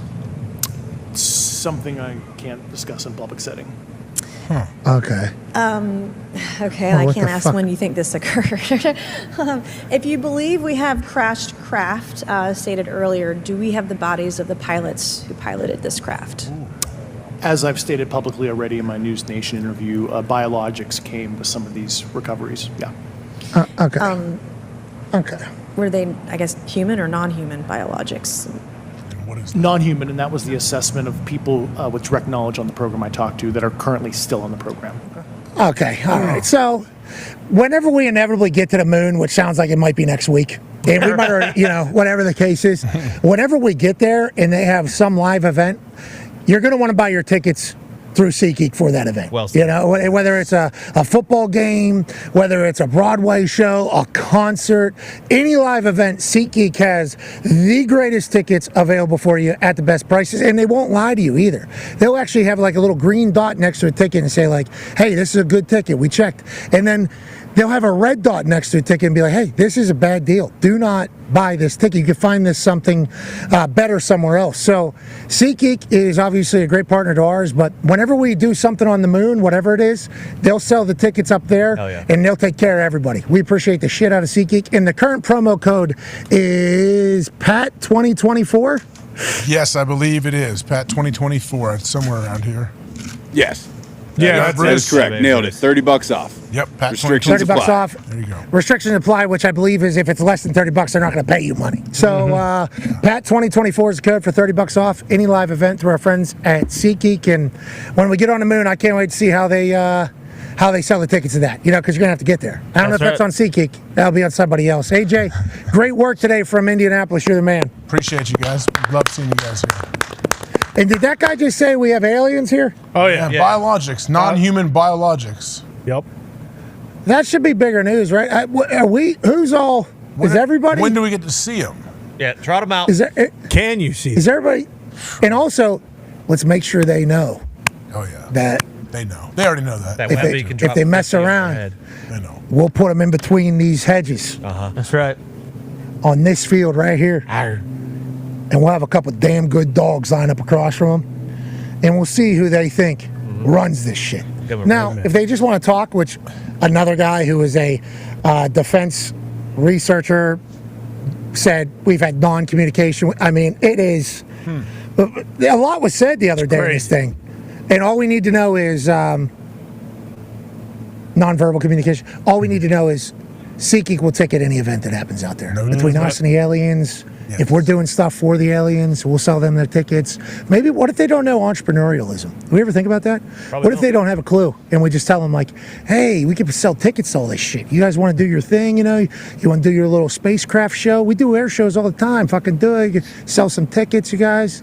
Go back to your thing. SeatGeek will be the ones to do it. And that's why we love them. All right, boys. It's been a hell of a week. Let's have a great weekend. Tomorrow morning, 9 a.m. Eastern, College Game Day, live from Athens, Georgia, an elimination game for the Georgia Bulldogs. It should be electrifying. And then we got great football. We got a massive UFC fight card. Jake Paul, Mike Tyson. Let's enjoy the hell out of this. We're lucky to be in the sports world. Be a friend, tell a friend something nice. It might change their life. Gumps, come on, Gumps. Come on, Gumps. Come on, Gumps. Get over here, Gumps. Come on, Gumps. Come on, Gumps. Show us your fit. Come on, Gumps. Gumps was plugged in over there. Hey, great work today. Good to see you, boys. Good work over there. Gumps. I just see Have you been getting as burned as me or no? A little fried in the face, shooting right there. It's probably pretty bad. What do you got, a little chicken fry? Yeah, just on the left side. It'll be all right. Pair of jeans, On Friday night, and the radio up. Zach Brown. Zach Brown. Oh, yeah. From Georgia. That's right. Yeah. Dog. From Georgia. Yeah, he's from Georgia. Huh? Maybe he'll be here tomorrow. Maybe. He's Jack. Should be. Be a friend, tell a friend something nice. It might change their life. We're in this thing together. Never forget it. Team on me. Team on three. 1, 2, 3. Team. Goodbye.